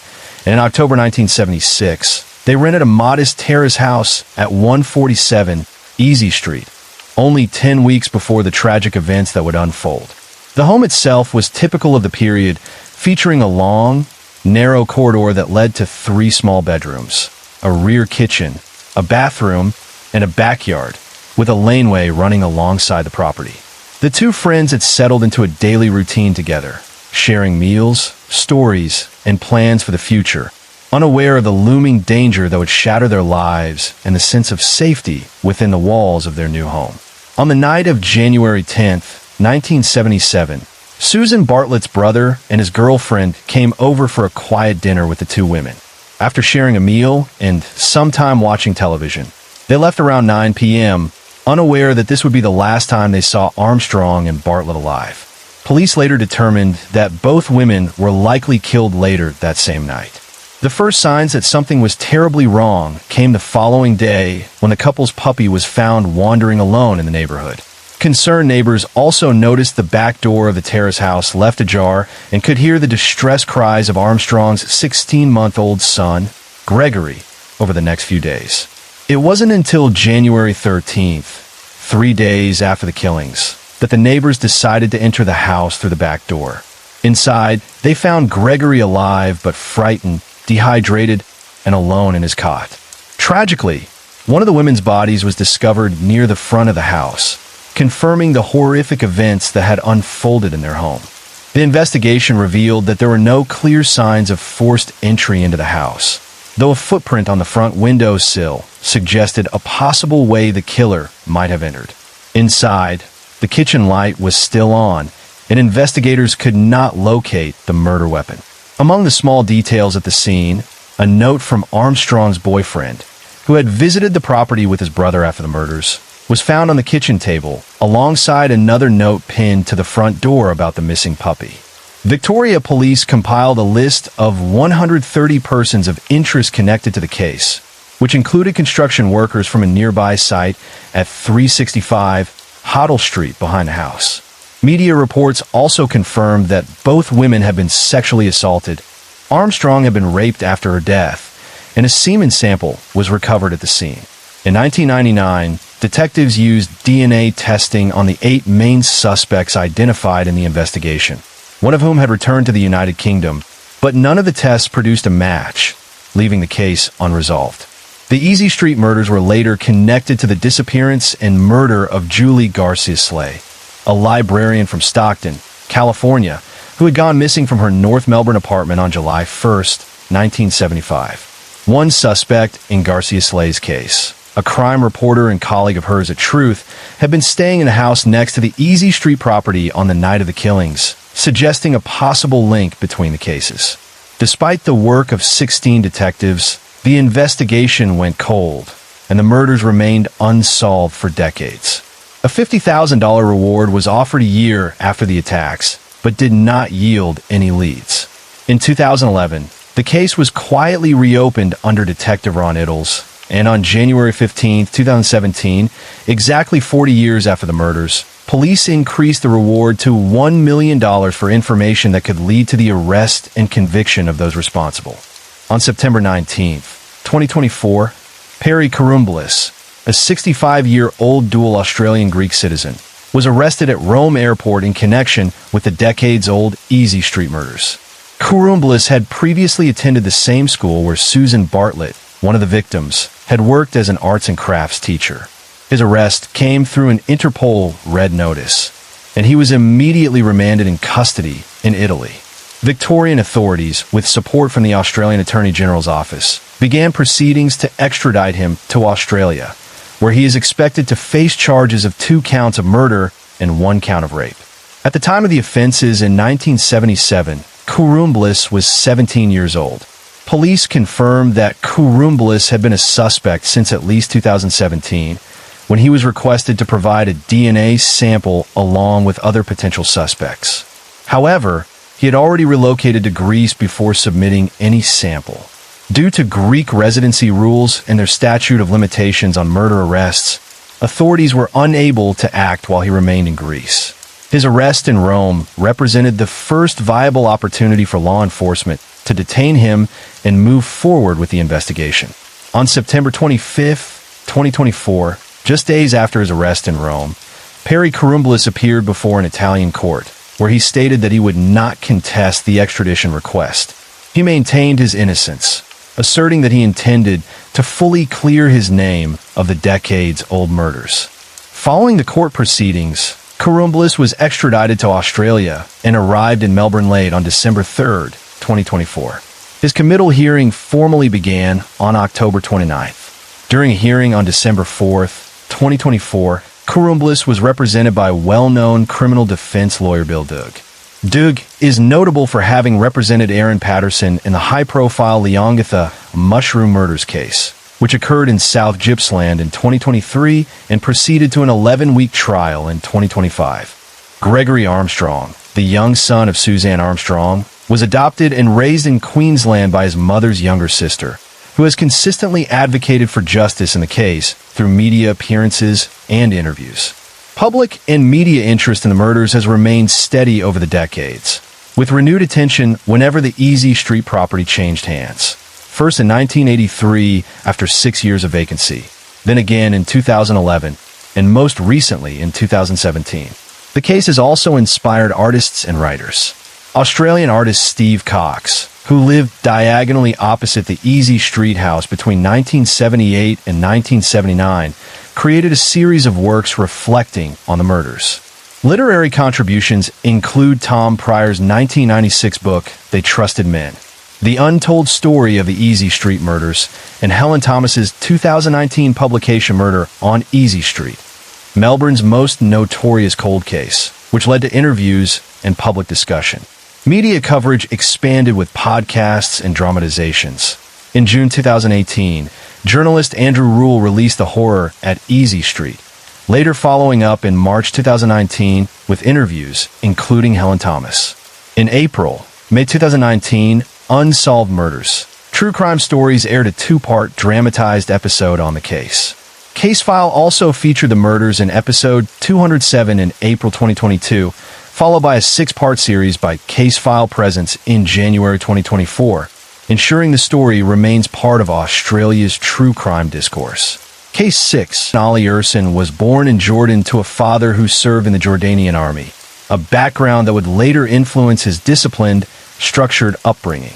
In 1979, as a young man, Ursin traveled to the United States on a student visa, seeking educational opportunities and eventually becoming a naturalized U.S. citizen. He settled on a 3-acre property in a quiet, rural area of unincorporated eastern Montgomery County, Texas, near Conroe, where he maintained a low-profile, yet reportedly devout lifestyle. According to journalist Craig Maliso of the Houston Press, Ursin considered himself to be a devout Muslim, reflecting the strong religious identity he carried with him from his upbringing in Jordan. Educationally, Ursin pursued studies in the medical field, enrolling in a medical laboratory program at Kirkwood Community College.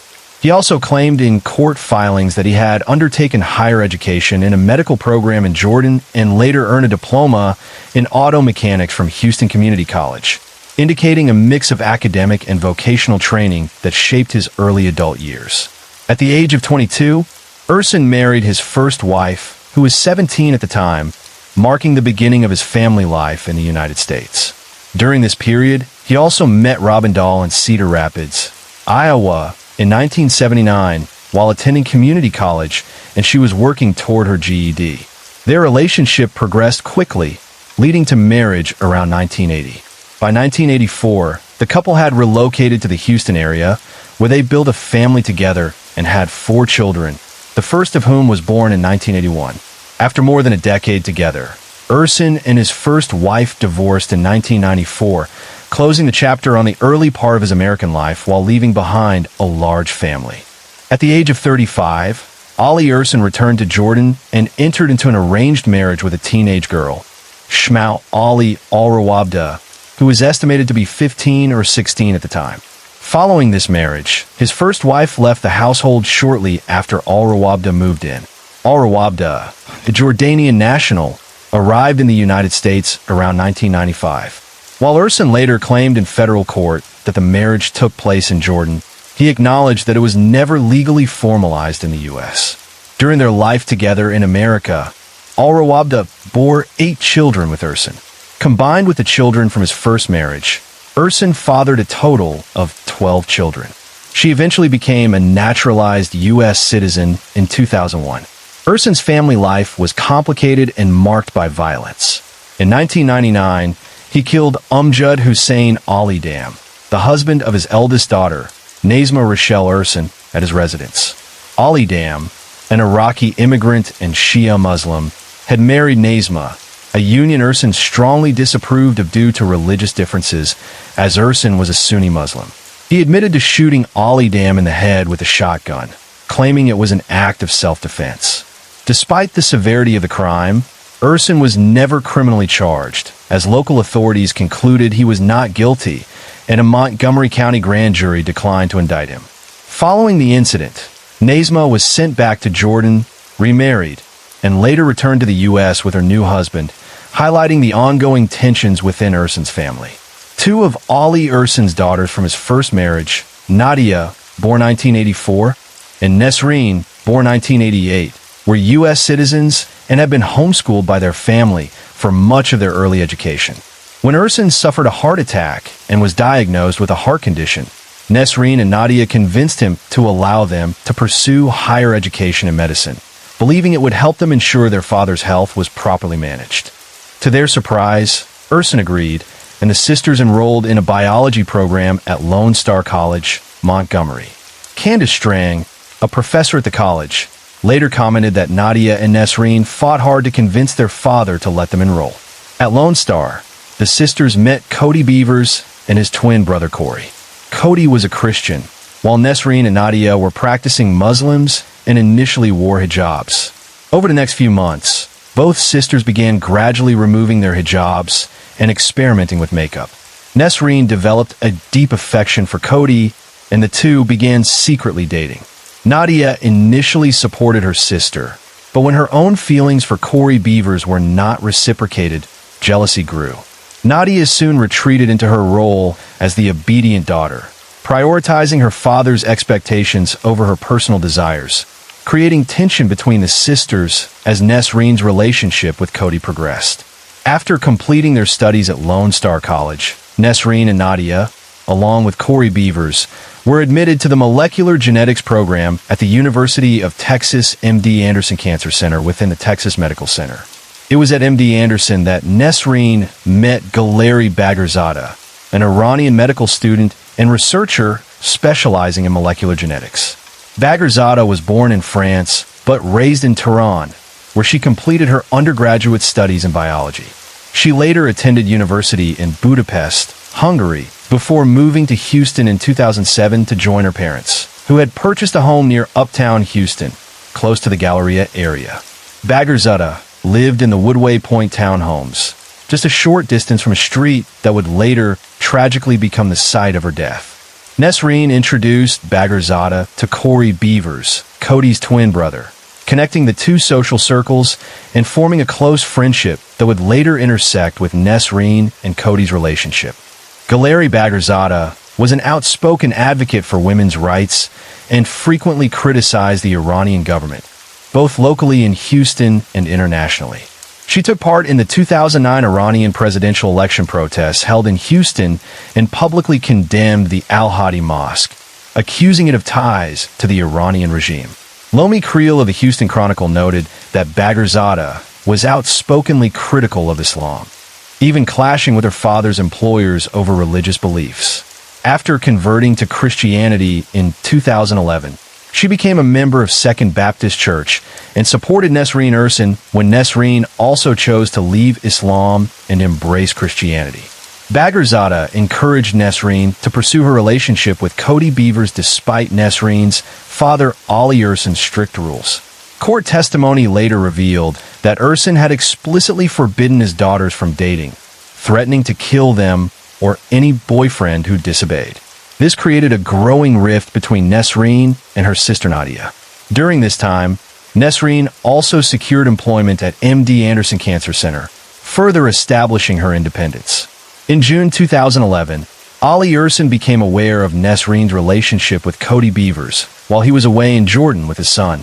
Upon discovering evidence of communication between Nesreen and Cody, emails, text messages, and voicemails, his wife Shmau Al-Rawabda, along with Nesreen's sister Nadia, forcibly confined her at the family home in Montgomery County, Texas. Nesreen later testified that both women held her against her will in an attempt to prevent the relationship. Determined to escape, she climbed out of a window and fled to Cody Beavers, initially seeking refuge at his residence and later moving to his mother's house in Spring, Texas. Meanwhile, in November 2011, Cody's twin brother Corey and Galeri Bagherzadeh began their own romantic relationship, further intertwining the families and escalating tensions. By the fall of 2011, Nesreen was living in fear for her safety, convinced that her father, Ali Ersin, might harm her. Despite her protective order, which legally barred him from contacting her, Ersin and other family members relentlessly searched for her and attempted to gather information from Galeri Bagherzadeh, who steadfastly refused to disclose Nesreen's whereabouts. During this period, Nesreen, Cody Beavers, and Bagherzadeh experienced repeated acts of harassment and vandalism, escalating the tension and danger surrounding them. At 23 years old, Nesreen's fear and the ongoing threats led her to skip her graduation ceremony, prioritizing her safety over the milestone event. In July 2012, Nesreen married Cody Beavers in a quiet civil ceremony at the Harris County Courthouse, adopting the name Nesreen Ersin Beavers. The couple deliberately kept the ceremony low profile to avoid drawing attention from her family. They moved to a new residence at the Legacy Park Apartments in unincorporated Northwest Harris County, a location chosen specifically for safety, far from their previous home. Selecting a third-floor unit within a gated complex, Nesreen and Cody took extra precautions to protect themselves from potential attacks. Beavers personally escorted Nesreen to and from her car whenever she left for work and kept an assault rifle at hand to ensure they could defend themselves if necessary. In an interview with the Houston Chronicle, Nesreen explained that local law enforcement historically struggled to address honor-based crimes because officers often lacked understanding of the cultural context and the severe social pressures associated with violating family honor codes. She emphasized that this gap in awareness made it difficult for authorities to fully grasp the risks faced by individuals like her, who defied traditional expectations. Nesreen reported to authorities that her father, Ali Ersin, had engaged in long-term Social Security fraud. She explained that the family received Supplemental Security Income, SSI, payments intended for disabled children and adults who are unable to work, but Ersin and his relatives concealed their actual financial resources. Beginning in 1990, he claimed he was unable to work due to fibromyalgia and chronic fatigue syndrome, while in reality he maintained control over multiple bank accounts, including some in Jordan and accounts held under the names of his children. He also used fraudulent credit cards, some in false names and others in the names of family members. According to Nesreen, these schemes began in 1995 and involved a complex web of financial deception. Federal, state, and local agencies, including the FBI, the Social Security Administration, SSA, the Office of Inspector General, OIG, Homeland Security Investigations, and the Montgomery County Sheriff's Office, were involved in investigating the criminal activities. On May 22, 2014, FBI agents, assisted by local police, arrested Ali Ersin, his second wife, Shmau Al-Rawabda, and his daughter Nadia in connection with long-running Social Security fraud schemes. Ersin was held without bail at the Joe Corley Detention Facility in Conroe, Texas, a private facility operated by the GEO Group that houses U.S. Marshals Service detainees in addition to immigration prisoners, and later at the Federal Detention Center in downtown Houston. Al-Rawabda and Nadia were also detained. 6 of Ersin's minor children were placed into the custody of Child Protective Services due to the arrests. Federal prosecutors Jim McAllister and Mark McIntyre were assigned to the case. while Urson retained attorney John Floyd. Authorities conducted a second FBI raid on Urson's property on June 5, 2014. He was initially charged with conspiracy to commit welfare fraud in a continuing scheme, defrauding the United States, and theft of public money exceeding $1,000. On April 3, 2015, Ali Urson pleaded guilty to conspiracy to defraud the United States, while his wife Shmau Ali Al-Rawabda and daughter Nadia were convicted of making false statements related to the Social Security fraud scheme. Judge Lynn Hughes sentenced Urson to 45 months in prison and imposed a fine of $290,651, whereas Al-Rawabda and Nadia each received 24-month sentences. These prosecutions received little to no coverage in Jordanian media. Meanwhile, a separate and far more violent chapter of the case unfolded earlier. On January 15, 2012, Galeri Bagherzadeh, a 30-year-old friend of Urson's daughter Nesreen, was shot and killed while driving in her father's car outside her parents' residence. The assailant used a .38 caliber handgun, firing through the passenger side window and striking Bagherzadeh in the head. Al-Rawabda later claimed that Nassim Urson, Ali's son, had been the shooter, marking a chilling escalation in the family's history of violence and control. On the night of January 15, 2012, Galeri Bagherzadeh was driving home while talking on the phone with a former boyfriend when multiple shots were fired at her car, with police later reporting that up to 4 bullets struck or passed near her vehicle. Her body was discovered around 12:30 a.m., though the initial shooting was reported at approximately 11:45 p.m. Prosecutors later stated that Ali Urson, his wife Shmau Al-Rawabda, and their son Nassim Urson were together in a vehicle at the time. During their return to Montgomery County, a Texas Department of Public Safety officer stopped the Urson family's car on Interstate 45 for speeding at 79 miles per hour. Urson explained he was trying to get a drink to manage a diabetic condition and was released with a warning. Initially, law enforcement had no clear leads, and Crime Stoppers offered a $250,000 reward for information, described by Craig Maliso of the Houston Press as a record-high award. Following the murder, some of Bagherzadeh's friends and associates speculated that the Iranian government may have been involved in her assassination. Authorities questioned Ali Urson after Nesreen's accusations, but he was not detained at the time due to insufficient evidence. On November 12, 2012, Cody Beavers, age 28, was brutally murdered at his Legacy Park apartment residence. According to testimony from Shmau Al-Rawabda, Ali Urson himself entered the unlocked apartment early in the morning and remained inside, while Beavers accompanied Nesreen to her car around 5:45 a.m. for her commute to work. Once Beavers returned to the apartment, Urson emerged from hiding in a bedroom and shot him multiple times, reportedly 5 or more bullets, ending his life. Al-Rawabda was present during the killing, and court testimony indicated that Urson had anticipated Nesreen's presence and intended to target her as well. Later that afternoon, around 4:30 p.m., Nesreen discovered Beavers' lifeless body, marking a harrowing escalation in Urson's campaign of violence against those close to his daughter. 2 days before Cody Beavers was murdered, a suspect reportedly inquired around a Legacy Park complex about his whereabouts, according to the Harris County Sheriff's Office. Corey Beavers later told KPRC that his brother had explicitly warned him, saying, "If I'm ever killed or murdered, it was Ali Urson." I mean, he was that specific about it. At Urson's trial, Beavers' mother, Shirley McCormick, testified that while the family was certain Ali Urson was responsible, they were unsure of who else might have assisted him, adding, "I told the police officers it was Ali Urson, and he also had to be the one who killed Galeri." Prosecutors in Harris County argued that Ali Urson's motivation for the murders stemmed from Nesreen's conversion to Christianity and her marriage to a Christian man, which he viewed as a grave dishonor. In court, Al-Rawabda testified that Urson had also planned to kill Nesreen, Corey Beavers, and the Beavers twins' mother, explaining that in their cultural context, a girl running away or engaging in premarital sex would bring shame to the family. She said, "If a girl ran away from home, it would bring disgrace to the family," and added, "I'm from an Arabic country and I'm aware of the culture." the family would kill her to regain their honor.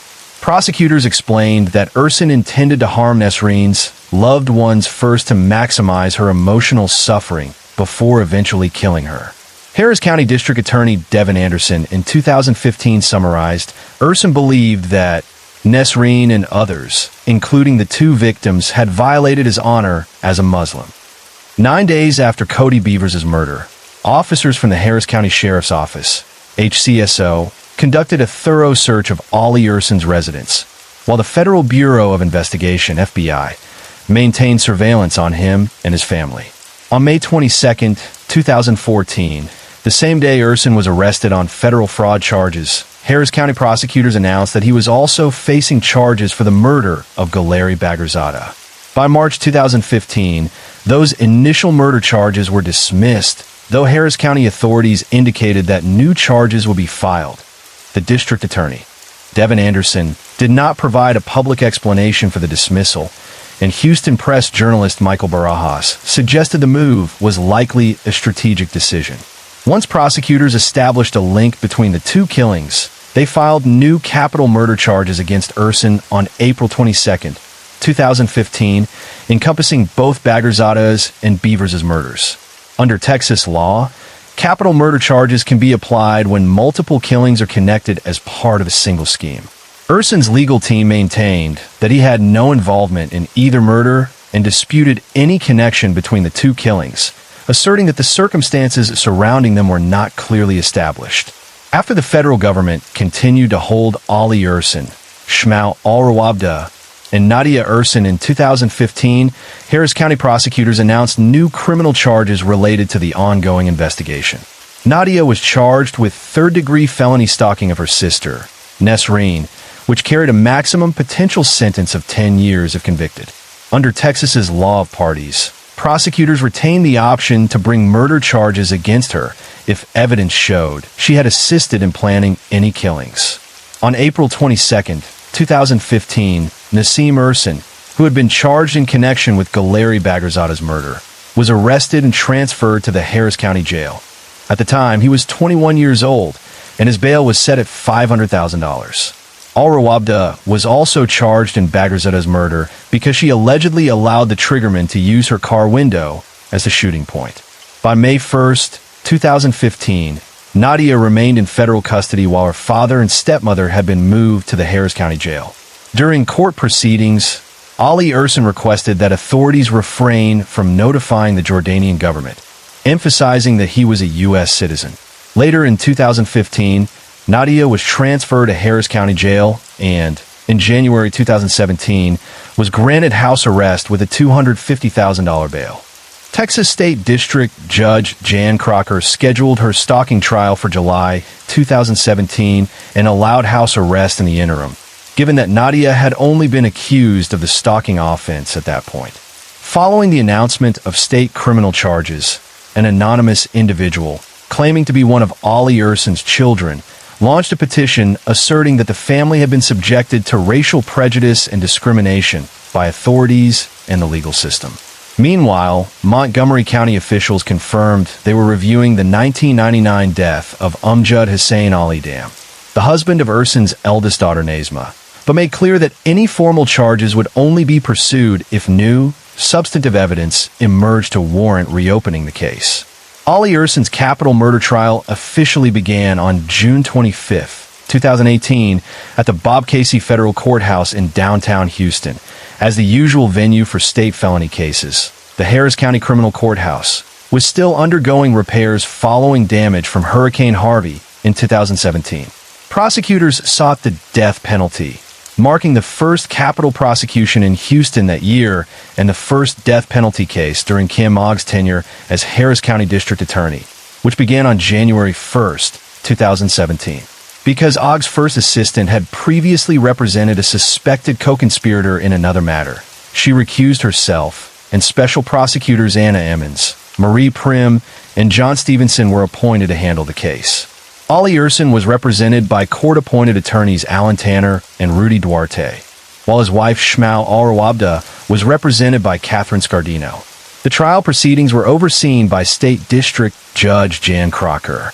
During Ali Ursin's trial, testimony came from multiple family members and witnesses, reflecting the deep divisions within his family.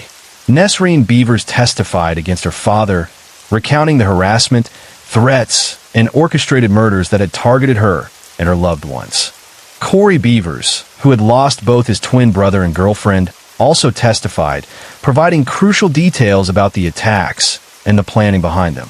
Shmau Alrawabda, Ursin's second wife, had entered a plea deal in which she was convicted of kidnapping rather than murder, and as part of the agreement, she testified against Ursin.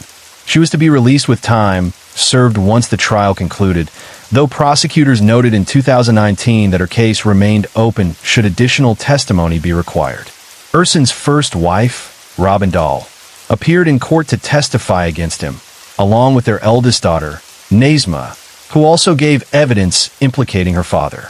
In contrast, two of Ursin's younger sisters flew from Jordan to testify in his favor, and other relatives participated via Skype, with Arabic translators assisting for those who lacked English fluency.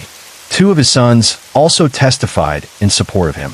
Despite his lawyer's advice to the contrary, Ursin chose to testify in his own defense, providing his account directly to the court. This testimony, combined with the multiple perspectives of family members on both sides, highlighted the complex and fractured dynamics at the heart of the case.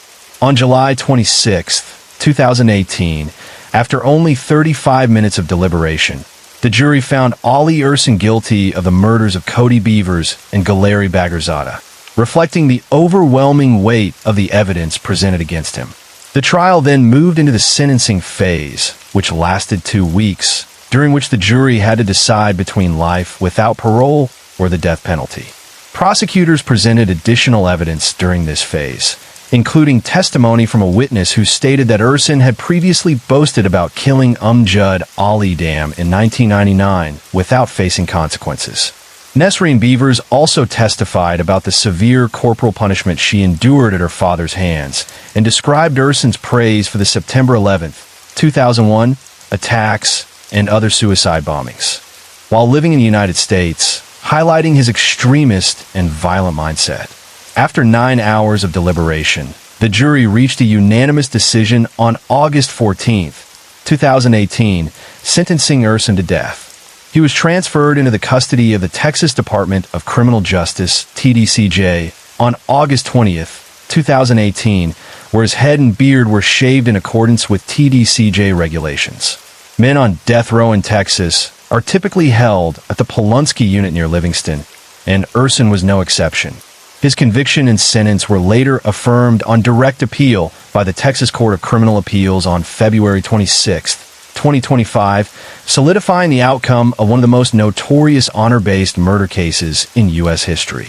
In August 2019, Nassim Ursin, who had already been in custody for over 4 years, reached a plea agreement with prosecutors, pleading guilty to murder instead of capital murder. He was sentenced to 40 years in prison, with credit for time already served, and is eligible to apply for parole around 2039. His case was complicated by the refusal of Alrawabda to testify against him, which prosecutors noted made proving his involvement more challenging. Meanwhile, in November 2019, prosecutors charged Nadia Ursin with conspiracy to commit murder, carrying a potential sentence of 15 years to life imprisonment if convicted. She refused a plea deal that would have involved dropping a prior stalking charge, with prosecutor Marie Prim noting that the filing was based not on new evidence, but rather on the direction the existing evidence had taken. In 2021, Nadia ultimately agreed to a plea deal, pleading guilty to conspiring in a scheme of organized crime. She was sentenced to 10 years of probation under a deferred adjudication agreement, meaning that if she completes her probation successfully, her criminal record will not reflect a conviction. The Ursin case drew widespread attention in Texas and across the United States due to its nature as an honor killing. Governor of Texas Greg Abbott emphasized on Twitter that anyone committing an honor killing in Texas could face the death penalty under state law. Brian Rogers of the Houston Chronicle noted that the case was unusual because honor killings often target only the female offender, whereas the Ursin crimes involved multiple victims, which brought greater national focus to the issue.